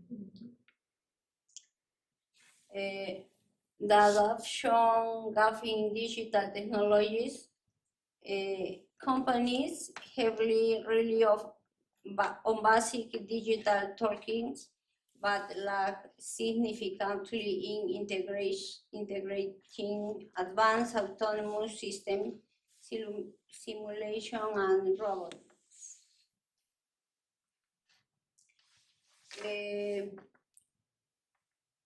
Here, influence of circular economy practice on the adoption of digital technologies and two models, its fields and its model structural and second model is the influence of digital technology adoption on circular economic practice and second model. Key result one, AI and designs capability, theoretical translation sensing capability is artificial intelligence and analytics as the organizational ISB processing historical data and predictive analytics. AI helps identify hidden inefficiencies in resource utilization. This sensing capability allows management to fundamentally redesign manufacturing and assembly process. Crucially, it shifts the focus from treating waste at the end of the pipe to meanings in at the source. And key result two, the transforming capability, theoretical translation, transforming capability. Without a solid automation infrastructure, companies cannot scale up complex remanufacturing or repair practice. Advanced robotics and additive manufacturing allow firms of physically reconfigure their production routines. This operational precision is absolutely mandatory to effectively reintegrate predictable use parts and materials into the manufacturing life cycle.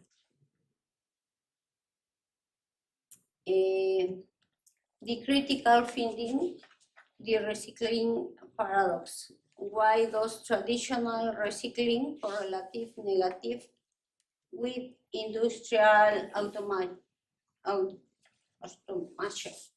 In the Arequipa manufacturing sector, traditional recycling is perceived merely as a manual of dash and of pipe activity. Companies don't see the need to invest in advanced industry 4.0. Robotics to perform basic waste recovery. This perception creates a dangerous barrier. Traffic firms in low value circular economic practice and helping their evolution towards system digital transformation. Synthesis matrix is mapping Arequipa transition. The conclusion and methodological horizons. The circular transition in Arequipa is concurrently in our initial intermediate phase. Basic digital tools such as cloud storage and ERP system are actively utilized. However, they are insufficient to promote advanced circular models on their own. To prevent the rebound effect, manufacturing companies must integrate AI and automation from the initial product design phase, moving beyond traditional end-of-pipe recycling. Rama, no solo de mi región, que puede ser un referente latinoamericano, sino que aborde las necesidades económicas, porque justo como economistas estamos apuntando a ver cuál es el desarrollo del país. Y estas estrategias de economía circular pueden ayudar mucho, porque dentro de las empresas estudiadas se tienen empresas pequeñas, muy pequeñas, pero con un gran interés en crecer, ¿no? Y de hecho, seguro lo deben saber, nuestro país tiene crisis en política, pero los empresarios se han olvidado un poco de los políticos y hoy día... Entrepreneurs by one side, politics in the other. The economy runs in spite of politics problems. Yeah. They have very, as an economy, very fundamentals, macroeconomical fundamentals, very good. Yeah, inflation, debt. Y Very good. el fuerte del país son sus empresarios. Entonces ellos necesitan estudios que les muestren a ellos que sí pueden seguir creciendo. Y eso es la motivación. Muy bien. Muchas gracias. Thank you so much. So thank you all of you. Thank you our IT man who was here. Perhaps we can have a Photo. group of Yeah. First slide. This is for you As a country co-chair. This is thank you so much. Ana María and co-chair. Ahorita Ya está. Yeah, full screen. Sí, please. 1 second. Thank you so much. I sent it to the ICDEc. If you Thank you. This is also for you. Oh, thank you so much. Contribution. Oh, perfect. Yeah. 2025. Oh. So we can have a photo of the group Yeah. for this session. With the paper of Erika. Paper from Peru. Si podemos tomarse una fotito, por favor, gracias. If you can Sí, if you receive the... Okay. Thank you very much. Yes, I Last request for today. Please send Just the time thing. We are about to Easy for me. Next time we will choose another session, not multi session. You just need the lights on. Yeah. Do you want to take a picture? Yeah. So you can all be on it. Okay. Yeah. Let's for Arequipa. Yes. So We will take a picture with you as well. No. It's okay. You go on. I'll take a picture. I'm just the IT guy. no, Arequipa for the city. Yeah, it's the city. I want the Gunnar. Anna. With our guest from Peru. Yeah. Well done, Thank you. Okay, smile.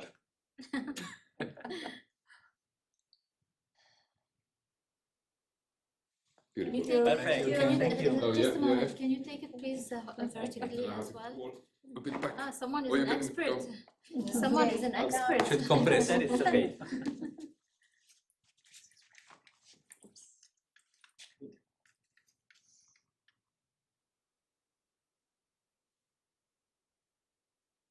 Okay, I hope that's good. Thank you. Thank you all the presentators. Yeah. You go. Yeah. Well done, Dr. Miriam, as well. Well done. Thank you. Yes, yes. You have what? You have, no, you iPhone? No, no iPhone. الطقس ودينا به اليوم. This one. لازمنا من لعبة انتم لازمنا نحفظوا الاسبانيول أنا ما في أكل اليوم كان أنا بخاف هيدا ما في يعني أكلت هوا اليوم كيف تحكي تقولي أليز تبدأ أليز مرة سكتها ماشي ماشي بالانجلش حبيبي لا لقيت سلايد غلط واو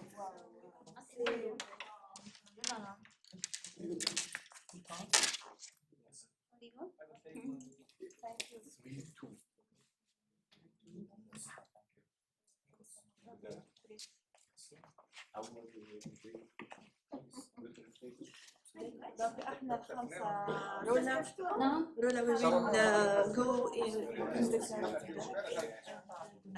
so yeah. Okay, perfect.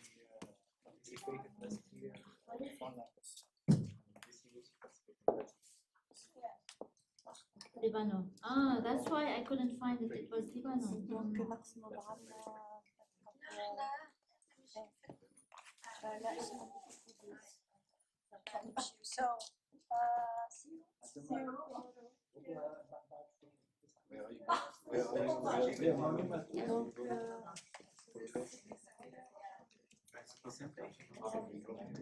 I received it. Now I will send it. Thank you. Good job, huh? Thank Good you. work. Thank you.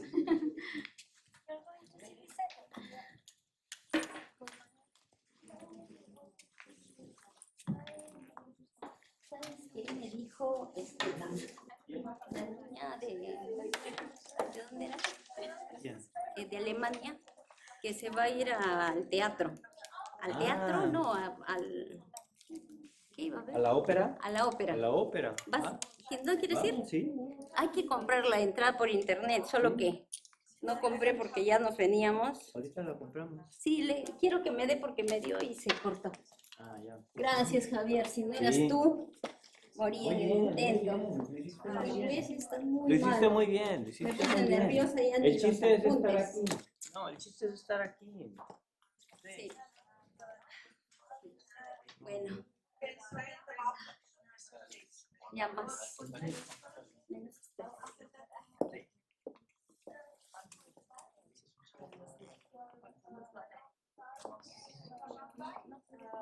we go with Dirk, Nassim, Ismail and Rola will go now. You come tomorrow? Javier. Huh? She comes tomorrow? Ya. Es que si vienen mañana. Sí. Yeah, we'll have a discussion tomorrow. Yeah.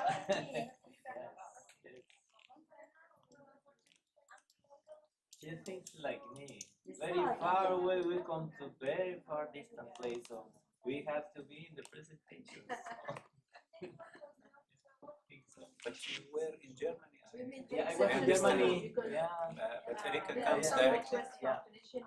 Yeah, right. Yes.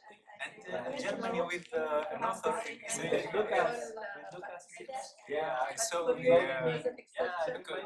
comment. Yeah, it's good. Yeah. So ICDEc make connections between. Yeah. We take a stand. I said to her that many Tunisian authors requested to have presentations in French, and I said no, only English language. Yeah. But we made the exception for her this year. Yeah. Today is an exception. Yeah. It was a hard decision since the first edition, but we make it. And, language, full language. I think it's okay. Because in Tunisia we taught and studied French.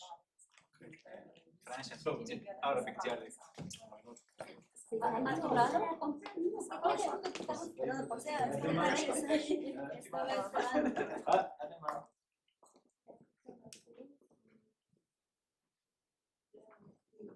Ahora sí.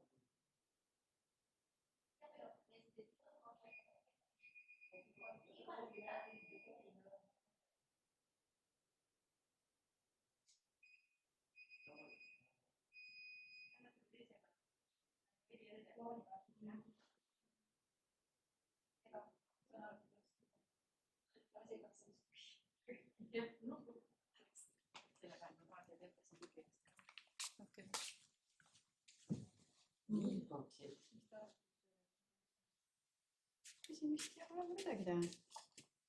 nõusid ei ole. Taanid on enam-vähem sildi viinud. Sildi viin oma tuppa. Proua seda välja teha. Või ta järgmine. Võib-olla igaks juhuks ju seal alles. Hän äkki homme ka. Ta pidi asendama vist kedagi. Või homme peab mine ikka. Kuule väga hea on jah.